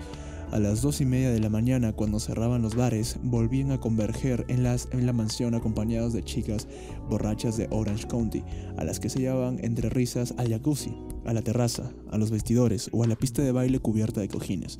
O volvían con las manos vacías y se pasaban toda la noche analizando en lo que habrían fallado. ¿Sabes por qué soy mejor que los demás en el campo de sarjeo?, me dijo una tarde Tyler Durden tras sentarse a mi lado en Mel's. La razón es muy simple. ¿Por tu sensibilidad? No, porque empujo, declaró con una floritura triunfante. Con empujar quería decir abrumar a una chica con una técnica tras otra, sin esperar siquiera su respuesta. La otra noche, al ver que una chica se me escapaba, le grité una de mis técnicas y ella volvió a mí como un puto cohete. Las convenciones sociales me importan una mierda. Hay que empujar. No hay ninguna situación que no se pueda resolver presionando. Yo no presiono, repuse. Hay tíos que insisten una y otra vez hasta que la chica accede a quedarse con ellos, pero yo no era uno de esos. No, yo no presionaba a las chicas. Todo lo que hacía era darles la oportunidad de conocerme y luego o les gustaba o no les gustaba, y por lo general les gustaba. Si empujas lo suficiente siempre funciona, continuó diciendo Tyler Durden, y si una chica se enfada conmigo por empujar demasiado, lo que hago es cambiar el tono de voz y decirle que no estoy bien calibrado socialmente. Observé a Tyler Durden mientras hablaba. Hablaba mucho de mujeres, pero casi nunca se le veía con una. La razón por la que no tengo muchas relaciones es porque no me gusta el sexo oral, dijo cuando le pregunté por ello. ¿Darlo o recibirlo? Ninguna de las dos cosas. Fue entonces cuando me di cuenta de que Tyler Durden no estaba en la comunidad para conocer mujeres con las que pudiera acostarse. El sexo no le motivaba, lo que le motivaba era el poder, pero las motivaciones de papá resultaban más difíciles de entender. Al principio se involucró en la comunidad porque quería sarjear. Cuando nos instalamos en el proyecto Hollywood, papá imaginó su habitación como una mezcla entre un centro de alta tecnología y el palacio de un sultán, donde solo haría falta una llamada de teléfono para disponer de un harem. Hablaba de hacerse una cama con forma de trono, de montar un centro de entretenimiento casero de tecnología de punta, un bar al lado de la chimenea y tapices colgando del techo, pero su habitación no se convirtió en nada de eso. Cuando Tyler y yo volvimos de Mel's, nos encontramos a Mystery discutiendo con papá en su habitación. «Le das más alumnos a Tyler que a mí», decía Mystery. «Estoy intentando repartir los trabajos de la manera más ventajosa para todos», protestó papá. Aquella expresión sonaba más vacía cada vez que la usaba. Yo miré la habitación con incredulidad. Apenas había algún mueble, tan solo sacos de dormir y almohadas por el suelo. Las mujeres tienen un nombre para las habitaciones como esa: un corte de rollo. «¿Quién vive aquí?», pregunté. «Algunos de los chicos de la EBDS». «¿Pero cuántos?». «Bueno, ahora mismo Tyler Durden y Sickboy están durmiendo en los vestidores y tengo a 3 novatos en la habitación. Si alguien se queda más de un mes, necesita ser aprobado. Lo decimos en la reunión de inquilinos. Ya hay demasiada gente en la mansión». «Fantástico», dijo papá. «Si están disfrutando de la casa, deberían ayudar con los gastos», dijo Mystery. Papá lo miró sin decir nada. «No hay quien se entienda con este tío», se quejó Mystery. «Diga lo que diga, él se queda ahí parado y solo dice fantástico, como un zombie». «Eso no es justo», replicó papá. «¿Crees que puedes presionarme porque fui tu alumno?». Era la primera vez que veía comportarse a papá de esa manera. No es que hubiera subido el tono de voz, pero sus palabras sonaron inquietantemente graves y afectadas. En algún sitio tras aquella fachada había una persona viva, que respiraba y sentía, esperando que alguien la liberara. Después de ese día, papá dejó de entrar en la mansión por la puerta principal. Rodeando la casa, entraba por una escalera de incendios que llevaba hasta su cuarto de baño. Sus huéspedes hacían lo mismo. Capítulo 7. Mister estaba tumbado en la piscina de cojines, con el ordenador apoyado en el pecho. Escuchaba una y otra vez la misma canción de Guy Clark. Parecía necesitar atención, así que me acerqué a él y se lo dije. «Se ha muerto mi padre», dijo pronunciando las palabras con aparentemente frialdad. Resultaba difícil saber cómo se sentía. «Ha sido muy rápido», continuó diciendo. «Una embolia. Murió a las 10 de la mañana». Me senté a su lado. Mister se había convertido en un observador pasivo de sí mismo, que desconstruía analíticamente sus propias emociones. «Hacía mucho tiempo que lo esperaba», señaló. «Y aún así, resulta raro. Es como cuando murió Johnny Cash. Sabíamos que iba a pasar y aún así nos cogió por sorpresa. Mystery había odiado a su padre toda su vida, había deseado verlo muerto en incontables ocasiones, pero ahora que por fin lo había ocurrido, no sabía qué sentir. Parecía confuso, un poco triste, aunque no entendía por qué. Los únicos momentos buenos que recuerdo con él era cuando salía una tía buena de la tele», me dijo. Entonces él me miraba y yo le miraba a él, y los dos apreciamos el instante sin decir nada. Un par de días después celebramos la primera cumbre anual de MLS en la mansión. Vinieron MLS de todo el mundo y centenares de TTFR, típicos tipos frustrados recuperados, para oírnos hablar.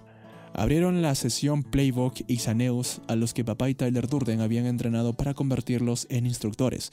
Mientras Playboy hablaba sobre el lenguaje corporal, yo pensé en Belgrado, en el primer taller al que acompañé a Mystery. Me acordé de Oxoticoption y de Sasha, dando saltos en las calles tras su primer cierre con email. Eran unos tíos fantásticos. Les había cogido verdadero cariño, parecían acostarse con todas las chicas que quisieran. Durante meses había seguido sus progresos en internet. Ahora, al mirar a mi alrededor, vi necesidad, hambre y desesperación. Tíos calvos con perilla, versiones en todos los tamaños de mí mismo. Se acercaban a mí y me pedían que nos hiciéramos una foto juntos. Tíos tan apuestos que podrían haber sido modelos me pedían consejos sobre sus peinados y su ropa antes de preguntarme si podían hacerse una foto conmigo. 2 hermanos desgarbados, ambos vírgenes, habían traído a su hermana a la convención. Era una diableza callada de 19 años con grandes ojos, pequeños pechos y cierta inclinación hacia la estética hip hop. Gracias a sus hermanos, sabían todo lo que había que saber sobre la comunidad. Cuando un chico se aproximaba a ella con una frase de chulo gracioso, ella le decía: «Conmigo no funcionan las técnicas de David D'Angelo». Me dijo que se llamaba Min y me pidió que me hiciera una foto con ella. «Soy una admiradora de tus posts», me dijo. «¿Los has leído?», le pregunté yo con sorpresa. «Sí, todos», respondió ella. Después se mordió el labio inferior. Para mi intervención traje a 5 de las chicas con las que estaba saliendo en ese momento. Practiqué distintas técnicas con ella y luego les pedí que, en su calidad de expertas, valorasen el modo de vestir y el lenguaje corporal de varios de los asistentes. Recibí una ovación atronadora. Al acabar la presentación, me acerqué a papá y a Tyler Durden, que estaban sentados con algunos de sus discípulos de la BDS, en unos sofás rojos que acabamos de comprar. Estaban hablando sobre el video en el que Mystery y yo salíamos con Caroline y con Carly.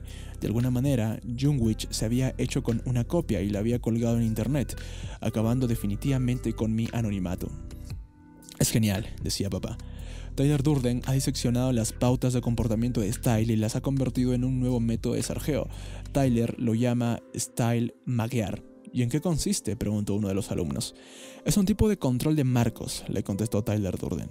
Un marco es un término de PNL, es la perspectiva a través de la cual cada uno vemos el mundo. Quien tiene el marco o la realidad subjetiva domina la interacción.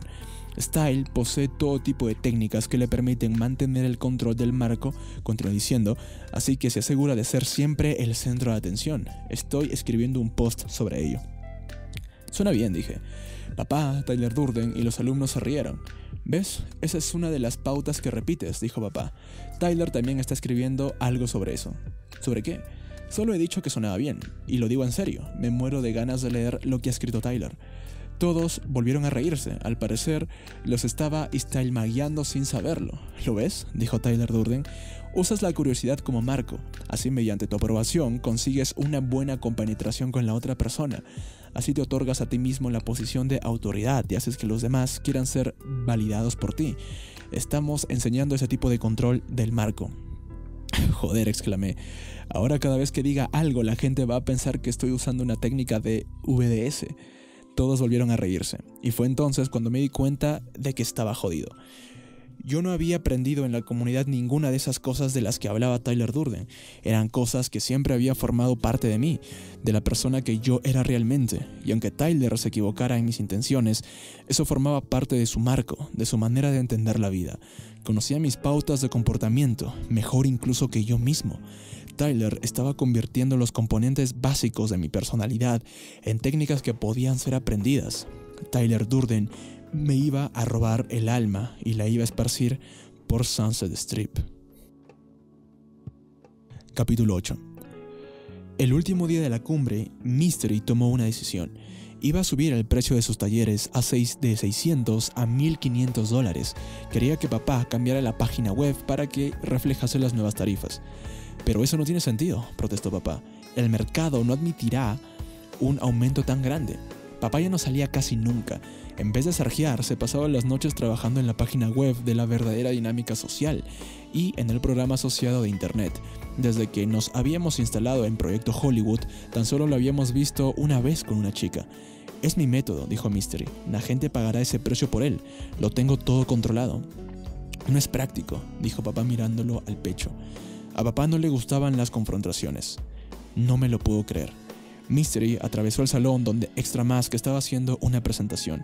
Extra Mask había llegado a Los Ángeles una semana antes y estaba durmiendo en algún lugar de la mansión, aunque no se sabía exactamente dónde, pues a papá se le habían acabado los vestidores en los que amontonar a la gente. Yo apenas había hablado con él desde que había llegado. Siempre estaba ocupado, o estaba en la habitación de papá, o estaba trabajando para la BDS, o haciendo el ala en los talleres de Tyler, o levantando pesas. Lo observé durante unos instantes. Tenía el cuerpo más musculoso, llevaba una camiseta rota y una corbata con el nudo suelto.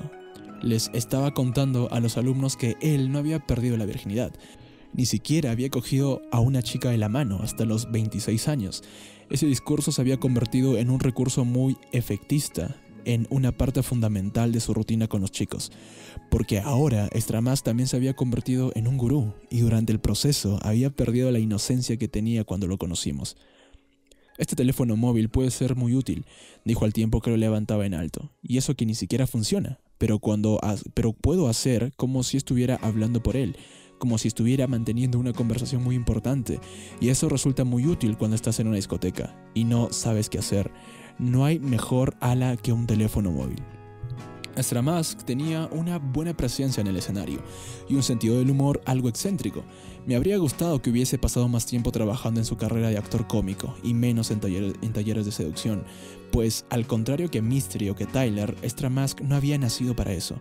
Seguía a Mystery hasta la cocina. Él me estaba esperando apoyado contra la encimera. Papá ha estado ofreciendo talleres a mis espaldas, resopló. El fin de semana pasado lo volvieron en las Highlands con 6 tíos. Yo me senté en la encimera, de tal manera que nuestros rostros quedaron a la misma altura. Y eso no es todo, me dijo.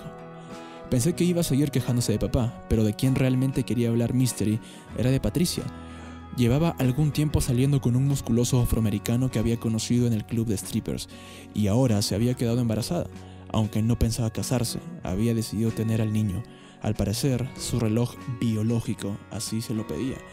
Estoy intentando ver las cosas de forma objetiva, dijo Mystery al tiempo que se sentaba a horcajadas en una silla de la cocina. No estoy enfadado, pero sí dolido. Me gustaría matarlos, a él y al bebé. Entre las lecturas obligadas para cualquier MDLS había varios libros sobre la teoría de la evolución, The Red Queen de Matt Ridley, El gen egoísta de Richard Darwin y Batallas en la cama de Robin Baker. Al leerlos, entiendes por qué a las mujeres suelen gustarles los tíos más insoportables, porque los hombres quieren acostarse con tantas mujeres y por qué hay tantos maridos infieles. Y al mismo tiempo entiendes que esos impulsos violentos que la mayoría de nosotros intentamos reprimir son absolutamente normales y naturales. En el caso de Mystery, que era darwinista por naturaleza, esos libros aportaban una justificación de tipo intelectual a sus sentimientos antisociales y a su deseo de hacerle daño al macho que se había pareado con su chica. Tyler entró en la cocina y vio a Mystery lamentándose de su suerte. ¿Sabes lo que deberías hacer?, le dijo. Deberías salir a sarjear. Ese era el remedio para todo de Tyler Durden, y realmente creía en él. Sarjear curaba todos los problemas: depresión, animosidad, colitis, piojos. Mientras nosotros nos habíamos mudado a la mansión para crear un estilo de vida, para Tyler solo había una manera de vivir: sarjeando. Nunca tenía una cita. En vez de eso, iba con chicas a la discoteca de Sunset Boulevard, donde por lo general solía dejarlas tiradas para sarjear con otras. Tienes que salir más, insistió Tyler. Sal con Style esta noche. Vosotros juntos sois realmente buenos. Seguro que encuentras una TV con la que olvidar a Patricia. En ese momento aparecieron los hermanos vírgenes con su hermana Min y un MDLS con la cabeza afeitada. Yo tenía la sensación de que, estuviera donde estuviese, siempre acababa rodeado de algún grupo de TTF en busca de consejos. Tu presentación ha sido la mejor del día, me dijo el MLS calvo. Tu comportamiento con esas chicas ha sido elegante y caballeroso. Verles en el escenario ha sido como ver un baile con una hermosa coreográfica. Gracias, le dije yo. ¿Cómo te llamas? Style Child. Por primera vez en mucho tiempo no supe qué decir. Elegí el nombre en honor a ti. Mientras Style Child me contaba que nunca había tenido suerte en la vida hasta que había encontrado la comunidad y mis posts, Min me observaba con mirada traviesa. Aún así decidí no sarjear con ella, pues eso era lo que hacían todos los demás tipos que estaban en la mansión. Aparte de las chicas que me habían ayudado en mi presentación, Min era la única que había estado en la mansión durante el fin de semana. Pero esa noche, en el Stanley Ranch, Min seguía sin quitarme la vista de encima. Tenía que decirle algo. Pero no podía ser nada que ella hubiera leído en internet o les hubiera oído contar a sus hermanos. Me voy a apuntar al toro mecánico, le dije finalmente. ¿Me acompañas? Y no era una frase vacía, todavía tenía una cuenta pendiente con ese aparato. En muchos aspectos, montar al toro mecánico era como sarjear. Tenía 11 niveles que iban desde el ridículamente fácil hasta el diabólicamente difícil. Y desde que lo había visto por primera vez, me había dicho a mí mismo que algún día superaría el último nivel, el mítico 11. Hasta ahora solamente había conseguido llegar hasta el 10. Era una ambición completamente absurda y sin la menor utilidad, pero si antes a un hombre delante de un aparato con un mecanismo integrante y le dices que tiene un sistema de puntuación con el que competir, lo más probable es que acabe obsesionado con dicho artilugio.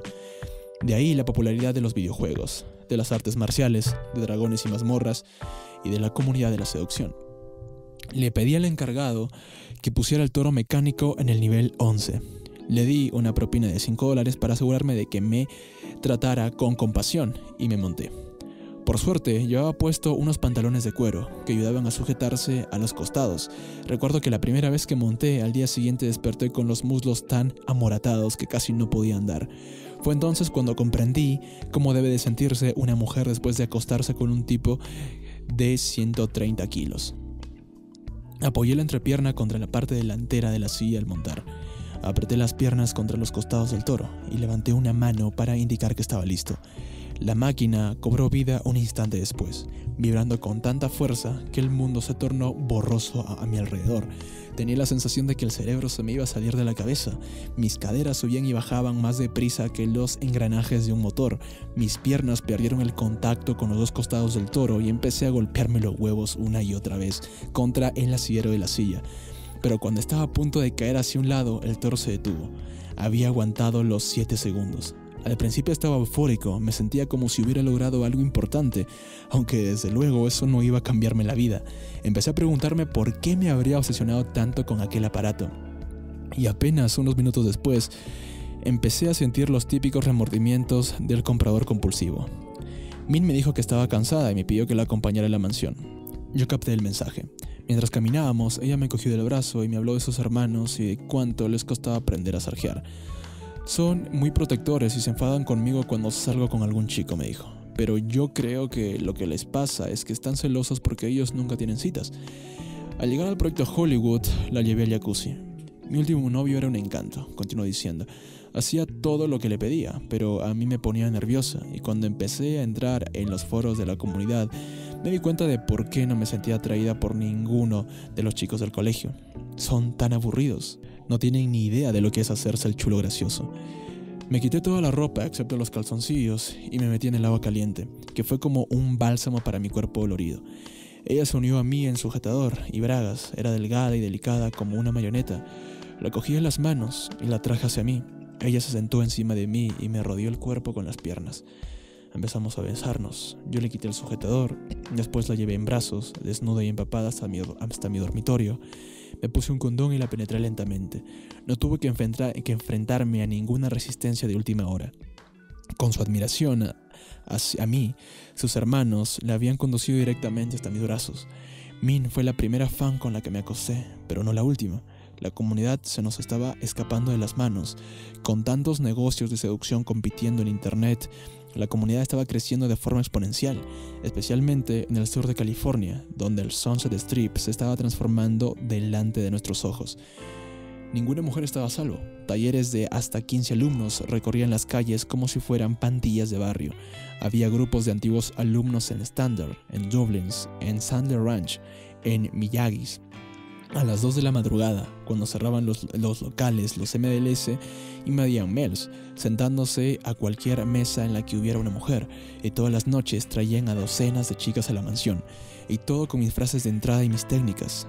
Fuera a donde fuese, encontraba sus cabezas rapadas, sus diabólicas perillas, sus zapatos exactamente iguales que los que yo me había comprado una semana antes en el Bellery Center.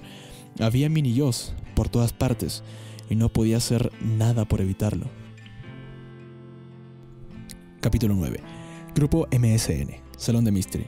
Asunto 100 aproximaciones, autor Adonis. Cuando me despidieron del trabajo, demasiado tiempo en internet, decidí mudarme a Los Ángeles para dedicarme a tiempo completo a mejorar mis técnicas de sargeo. Siempre me he sentido un poco bicho raro, por mi adicción al teclado del ordenador y porque todavía soy virgen. Así que he marcado el próximo sábado en el calendario con la intención de hacer 100 aproximaciones en un solo día. Empezaré por la tarde en Millrose, entre La Brea y Fairfax. He calculado que puedo hacer 10 aproximaciones por hora, así que si paso 5 horas en Millrose, alcanzaré las 50 aproximaciones. ¿Podría decirme alguien cómo se llama la tienda en la que venden las botas New Rock? Después me ducharé e iré a Sunset. Mi idea es ir a Dublin's, a Miyagi's, a Sunday Ranch y a Standard y hacer entre 12 y 15 aproximaciones en cada local. Alcanzar las 100 no debería ser difícil y aunque me estrelle las 100 veces, al menos superaré mi temor al rechazo. Adonis. Grupo MSN Salón de Mystery. Asunto 125 aproximaciones. Autor Adonis. Ha sido la leche. He conseguido 125 aproximaciones. Ha sido la leche. Antes de empezar estuve escuchando las cintas de confianza imparable de Ross Jeffries. Ayuda mucho. Me imaginé que medía 12 metros y que estaba hecho de diamantes. Nadie podía hacerme daño. He empezado con la apertura clásica de los VDS. ¿Quiénes crees que mienten más, los hombres o las mujeres? Al principio las TV me miraban raro, como si estuviera haciendo una encuesta o algo así, pero las cosas empezaron a funcionar en Sandler Ranch. No creo que quedara ni una sola mujer con la que no lo intentara. Una TV8 me iba a dar su email, pero yo intenté cerrar con teléfono y al final la fastidié por completo. Joder, lección aprendida. Después fui a Standard. Dentro había 2 talleres practicando y como no quedaba ni un solo set que no se hubiera aproximado ya a algún TTF, salí a la calle y empecé a hacer aproximaciones como un loco. Les recomiendo que lo hagan a todos los que estén empezando, pero eso sí, un consejo. Asegúrense primero de haber dado de sí vuestras nuevas botas New Rock. Mi próxima meta es conseguir 1000 aproximaciones antes de que acabe el mes. Así perfeccionaré mi técnica y, además, ya nunca más me sentiré intimidado por las mujeres. Adonis. Grupo MSN, Salón de Mystery. Asunto, 1000 aproximaciones. Autor, Adonis. He anotado en un cuaderno cada aproximación y tal como os prometí, acabo de realizar la número 1000 y todavía quedan 4 días para que acabe el mes. Después de 1000 aproximaciones les puedo decir que solo hay un número concreto de maneras en las que uno puede ser rechazado o ignorado, y eso que a mí ya no me causa ningún dolor. ¿Por qué iba a importarme lo que pueda pensar alguien a quien no conozco de nada? Otra cosa que he aprendido es la importancia de desafiar o intrigar a las TV desde el primer momento. Es mejor que intentar ser lógico. Ya consigo aguantar hasta 10 o 15 minutos en un set. También he estado style-magueando. Al principio no era nada fácil, pero cada vez lo hago mejor, y eso que apenas mido 1,60 m. A veces logro aislar el objetivo y hacerle la demostración de valía del cubo. Otras incluso consigo cerrar con teléfono. Me siento como una persona nueva, más segura, sin miedos. Antes era tan inseguro, era tan consciente de mí mismo, que alejaba a la gente. Ahora cuando ando por la calle y radio confianza y las TV notan las vibraciones. De verdad, les recomiendo a todos que lo intenten. Les aseguro que merece la pena. Al mes que viene voy a dedicarle a perfeccionar mi técnica telefónica. 1000 llamadas antes de que acabe el año. Seguro que follo. Adonis.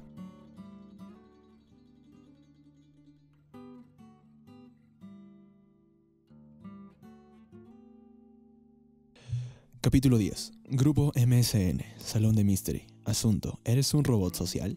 Autor, Style. ¿Se han fijado alguna vez que hay algo raro en muchos de los tíos de la comunidad? Es como si les faltara algo, como si no fueran del todo humanos. A algunos le va bien en el campo del sargeo. Las chicas responden a sus técnicas, cierran con teléfono e incluso consiguen completos, pero nunca salen con las mismas chicas más de un par de veces. ¿Eres tú uno de ellos? Para saberlo, hazte las siguientes preguntas. ¿Te invade el pánico cuando te quedas sin material a mitad de una conversación con una chica? ¿Tienes la sensación de que las mujeres te están haciendo un test de eliminación en cuanto te dicen algo que no es positivo? Ves a todos los hombres que están con una mujer como a un mag al que te gustaría destruir. Eres incapaz de hablar de una chica sin mencionar su ranking. Llamas a todas las mujeres con las que no te has acostado pivotes. Cuando te cruzas con una mujer en un entorno no social como una reunión de trabajo o clínica de material, ¿sientes un subidón de adrenalina que te obliga a abordarla? ¿Ha perdido valor todo lo que no está relacionado con sarjear? Como los libros, las películas, los amigos, la familia, el trabajo, los estudios, la comida o el agua. ¿Depende tu autoestima de tus relaciones con las mujeres? Si tus respuestas son en su mayoría afirmativas, es muy posible que te hayas convertido en un robot social. La mayoría de los sarjeadores que conozco son robots sociales. Esta afirmación resulta especialmente cierta entre aquellos que se unen a la comunidad con 10 y mucho o 20 y pocos años. Al tener poca o ninguna experiencia previa de la vida, aprenden a socializar a través de métodos y escuelas de seducción adquiridas en los foros de internet y en los talleres. Lo peor es que posiblemente ya nunca puedan volver a ser normales, y tras 20 minutos con uno de estos robots sociales, los objetivos empiezan a darse cuenta de que no tienen nada más que ofrecerles. Entonces ellos cuelgan posts en internet quejándose de las chicas, son como unos bichos raros. Lo que pueden ofrecer los foros de internet y el estilo de vida de la comunidad tiene sus límites, y aunque puedan darte mucho, también pueden quitártelo. Pueden convertirte en una persona unidimensional, pueden hacer que empieces a pensar que todo el mundo que te rodea es como tú, y que empieces a analizar cada uno de los movimientos de las personas más cercanas a ti. La solución consiste en recordar que la mejor manera de sarjear con una chica es teniendo algo mejor que hacer. Hay tíos que renuncian a todo, a sus estudios, a su trabajo, incluso a sus novias, para formar parte de la comunidad, cuando son precisamente esas cosas las que permiten que uno viva una vida completa, aumentando el atractivo que uno tiene para las mujeres. Así que recuperad el equilibrio de vuestras vidas. Si consiguen hacer algo que merezca la pena con sus vidas, las mujeres acudirán a ustedes en masa. Entonces, lo que habéis aprendido en la comunidad os ayudará a seducirlas. Style.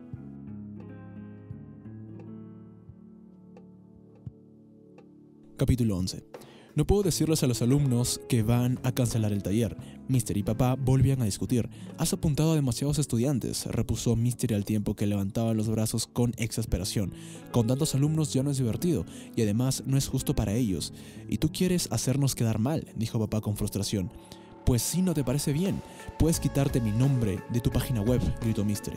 Se acabó, no quiero saber nada más de tu BDS. La de Mr. y papá era una sociedad que había estado condenada al fracaso desde el inicio. Al día siguiente, Herbal se ofreció a ser el nuevo socio de Mr. Era como si hubiera estado agazapado todo este tiempo, esperando el momento adecuado para introducirse en el negocio de la seducción. Desde que había llegado a la mansión, no había estado con ninguna otra chica excepto con Sima, una ex MRE de Mr. que se había mudado de Toronto a Los Ángeles. Al poco tiempo de llegar, cuando Mr. y Sima empezaron a ponerse mutuamente nerviosos, ella empezó a mandarles ID a Herbal.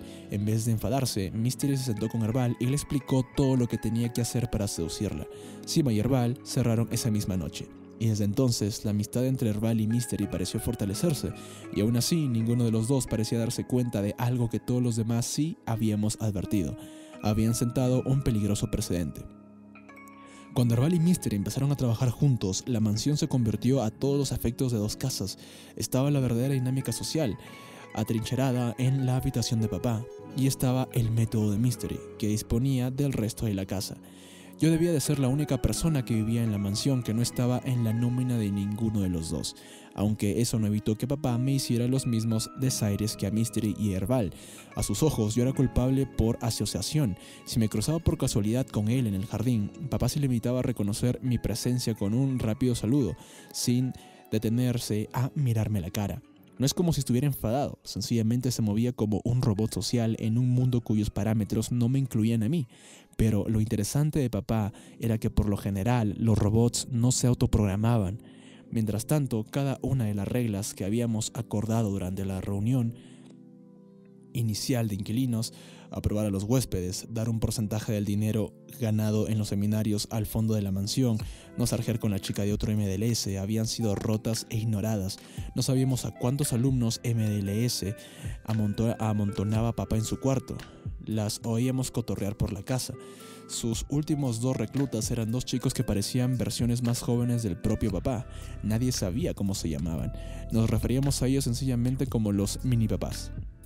Los mini papás me trataban con la misma frialdad que papá, solo que con ellos me encontraba continuamente. Observaban todos mis movimientos, como si alguien les hubiera ordenado que lo hiciera. A veces me los encontraba cenando con Tyler en Mel's. Al acercarme, los oía hablar de mí. Reposiciona el cuerpo para dirigir la conversación en su dirección. Se aleja para que se le eche en falta. Cuando alguien cuenta un chiste, él lo exagera para quedarse con la gloria. Si alguien le pide que le haga una demostración, él responde que lo hará en el campo del sarjeo. Así, quien se lo ha pedido valorará más su actuación. No me criticaban, me imitaban y aún así nunca compartíamos un rato como amigos. Lo único que hacían ellos era escuchar, aprender y tomar apuntes. Resultaba deshumanizante, aunque eso no debería haberme extrañado, teniendo en cuenta que en la mansión no había nadie que pareciese enteramente humano. Tenía que salir de ahí. Afortunadamente la revista Rolling Stones quería que me enfrentara a otro hueso duro de roer. Se llamaba Courtney Love. En este caso estaba previsto que la entrevista durase 1 hora y tuviera lugar en los estudios de Virgin Records en Nueva York. Porque aquel entonces Courtney estaba en la cima de su infamia. Esa semana había enseñado los pechos en el programa de televisión de David Letterman. Había aparecido en la primera página del New York Post con una de sus glándulas mamarias en la boca de un desconocido y había sido arrestada por haber golpeado presuntamente a uno de sus fans en la cabeza con el pie del micrófono durante uno de sus conciertos. Además, tenía pendiente un juicio por consumo de estupefacientes y acababa de perder la custodia de su hija. La entrevista para la revista Rolling Stones era la primera que concedía desde que se había metido en aquella espiral descendente. Courtney llevaba un vestido negro con un fajín que le ceñían elegantemente la cintura. Llevaba los labios pintados de rojo. Teniendo en cuenta que todos los titulares que había publicado sobre ella la prensa sensacionalista, Courtney tenía un buen aspecto, pálida, delgada, escultural. Sin embargo, el lápiz de labios no tardó en correrse y el fajín se le soltó, colgando del vestido como si de una cola se tratase. Parecía una metáfora de su vida. Si estáis esperando a que me muera, me temo a que vais a esperar mucho, empezó diciendo. Yo era la prensa, el enemigo. Mi abuela no murió hasta los 102. Eso es lo que los MLS llaman un escudo. No es que Courtney Love tuviera algo personal contra mí, tan solo era un mecanismo de defensa. Yo decidí no darle importancia. Lo que tenía que hacer era demostrarle que yo también era humano, que no era un sanguijuela en busca de una noticia. Todavía tengo pesadillas con mi abuela, le dije. Habíamos quedado en ir juntos al Art Institute de Chicago, pero no fui. Preferí quedarme durmiendo hasta tarde. Nunca volví a verla. Hablamos un poco sobre nuestras familias. A Courtney no le gustaba mucho la suya, hasta que encontré el punto de enganche. Entonces Courtney me miró y las paredes se desplomaron a su alrededor. Su rostro se oscureció, los músculos de su mandíbula se tensaron y las lágrimas empezaron a fluir de sus ojos. Necesito que alguien me salve, dijo entre sollozos. Tienes que salvarme. Ahora sí que habíamos conectado. Al cabo de 1 hora, Courtney me pidió mi número de teléfono y me dijo que me llamaría por la noche para continuar la entrevista.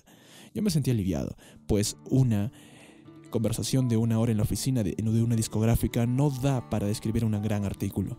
Tom Cruise al menos me había llevado a montar en moto y me había enseñado la iglesia de la cienciología. Esa noche fui a Soho House, un club privado del distrito de los Mataderos de Manhattan, con unos amigos de la universidad. No nos habíamos visto desde que yo me había unido a la comunidad. Se pasaron media hora hablando de lo introvertido que era yo antes. Después empezaron a hablar del trabajo y de cine. Aunque intenté participar en la conversación, no conseguía enfocar las palabras. Flotaban hasta mis oídos y se acumulaban ahí, como la cera. Yo ya no encajaba entre ellos. Afortunadamente, una amazona con muslos como troncos y unos impresionantes pechos operados se acercó a nuestra mesa. Debía de medir 30 centímetros más que yo y había tomado varias copas de más. ¿Habéis visto una chica con un sombrero de vaquero negro?, nos preguntó con un marcado acento alemán. Siéntate con nosotros, le dije. Somos más divertidos que tu amiga. Era una frase de David D'Angelo y funcionaba. Mis amigos me miraron con incredulidad mientras ella se sentaba con nosotros y nos pedía un cigarrillo. Me pasé el resto de la noche hablando con la amazona. Cada cierto tiempo ella me arrastraba hasta el cuarto de baño donde yo la observaba esnifar cocaína como una aspiradora humana. ¿Ves Sexo en Nueva York?, me preguntó la tercera vez que fuimos al baño. A veces, le contesté yo. Acabo de comprarme una perla, declaró con orgullo teutónico. Qué bien, le dije, aunque no tenía ni idea de lo que era una perla. Me encanta, dijo ella, con esas pequeñas cuentas. Ah, las cuentas, sí, son fantásticas. Aunque estaba completamente perdido, disfrutaba oírle hablar. Me gustaba el contraste que ofrecía la dureza de su acento y la suavidad de sus esponjosos labios. Puede que estuviera hablando de juguetes anales de cuentas. Bien por ella. Al salir del baño me detuve y me apoyé contra la pared del pasillo. ¿Cómo dirías que besas en una escala del 1 al 10? Soy un 10, afirmó ella. Beso suave, lenta y jugueteramente. Odio a la gente que te mete la lengua hasta las amígdalas. Te entiendo perfectamente. Yo tuve una novia que besaba así. Era como aparearse con una vaca. Y también hago unas mamadas espectaculares, aseguró. Es digno de respeto, contesté yo. Había tardado meses en encontrar esa respuesta. A algunas mujeres les gusta hacer comentarios extremadamente atrevidos al conocer a un hombre. Es un test de eliminación. Si el hombre se siente incómodo al oírlos, suspende. Pero si muerde el anzuelo y responde con demasiada excitación, también suspende. Yo describí la solución observando al personaje de la televisión inglesa Ali G. Mírale a los ojos, asiente, y con la insinuación de una sonrisa en los labios y en un tono pedante, di: es digno de respeto. A esas alturas, yo tenía una respuesta prácticamente para cualquier desafío que pudiera lanzarme una mujer, pero esa situación no suponía ningún desafío. Todo lo que tenía que hacer yo era no equivocarme. Guardé silencio haciendo lo que los MDLS llaman observación triangular. Miras al objetivo primero al ojo izquierdo, después al ojo derecho y por último a los labios, creando así una sugestiva tensión sexual. Ella se lanzó sobre mí y me metió la lengua hasta las amígdalas como una vaca, después se apartó. Tanto hablar de besos me ha excitado, dijo. Vámonos de aquí, le dije yo, un tiempo que me despegaba de la pared. Bajamos del ascensor y paramos un taxi. Ella dio una dirección en East Village. Al parecer íbamos a su casa. En el taxi se sentó a horcajada sobre mí y se sacó un pesado pecho de la camiseta. Supuse que querría que yo se lo chupase. Al llegar a su casa subimos a su apartamento. Ella encendió una lámpara de baño de la habitación con una suave luz marrón y puso God's Heads Up de los Rolling en el CD. Voy a ponerme la perla, me dijo. No puedo esperar, le dije yo. Y era verdad. Mientras la esperaba me di cuenta de que no me había despedido de mis amigos. De hecho, apenas les había hecho caso en toda la noche. Al entrar en la comunidad había levantado un telón de poliéster que me separaba irremediablemente de mi pasado. Pero al ver aparecer a mi nueva amiga con su perla decidí que merecía la pena. Después de todo, la perla no tenía nada que ver con cuentas anales. Era una tanga de encaje con unas pequeñas cuentas de metal que iban desde la parte de delante hasta la de atrás, pasándole entre los labios de la vagina. Y mi amiga estaba encantada de haber encontrado a alguien a quien enseñársela. Yo froté suavemente las cuentas contra los labios de su vagina y también contra su clirotis. Supuse que esa era la idea para la que habían sido concebidas, aunque luego me quedé con la duda, pues al cabo de un minuto la cadena de cuentas se desprendió en su extremo delantero y quedó colgando entre sus piernas, como la cuerda de un tampón. Voy a cambiarme, dijo ella. No parecía estar molesta, eso es lo que le pasa a alguna gente cuando se mete tanta cocaína. Volvió calzada con unas botas de cuero y le llegaban hasta las rodillas. Se tumbó en la cama y esnifó un poco más de coca de un frasquito de color burdeos. Después dejó caer una montana de polvo blanco sobre la cresta de su pecho izquierdo. No soy nada aficionado a las drogas. Parte de ser un MDLS consiste precisamente en aprender a controlar tus emociones, así que no necesitas tomar ni drogas ni alcohol para divertirte, pero sí tenía que elegir una ocasión para meterme una raya, desde luego era esa. Cada mujer es distinta en la cama, cada mujer tiene sus propios gustos, sus peculiaridades y sus fantasías, y su apariencia superficial nunca es un indicador fiable de la tormenta o la cama con la que puedes encontrarte al acostarte con ella. Alcanzar ese momento de apasionada verdad, de rendición, de sinceridad, de revelación, era mi parte preferida de la seducción. Me encantaba descubrir a la nueva persona que emergía durante el encuentro sexual y hablar con ella tras nuestros mutuos orgasmos. Supongo que en el fondo lo que me pasa es que me gustan las personas. Me incliné sobre su pecho y me tapé el orificio nasal izquierdo. Aunque la perspectiva de lo que estaba a punto de hacer no me atraía nada, no quería quedarme toda la noche despierto, y además tenía la sensación de que la coca no era lo mejor para la potencia masculina. Y entonces sonó el teléfono, mi teléfono. Tengo que contestar, le dije. Me incorporé de un salto, esparciendo el polvo de hadas por toda la cama, y cogí el teléfono. Creí saber quién era. Hola, ¿puedes venir a mi casa? Era Courtney Love. De camino, compra unas agujas de acupuntura, de las más grandes y las que más duelen, y compra también alcohol y algodón.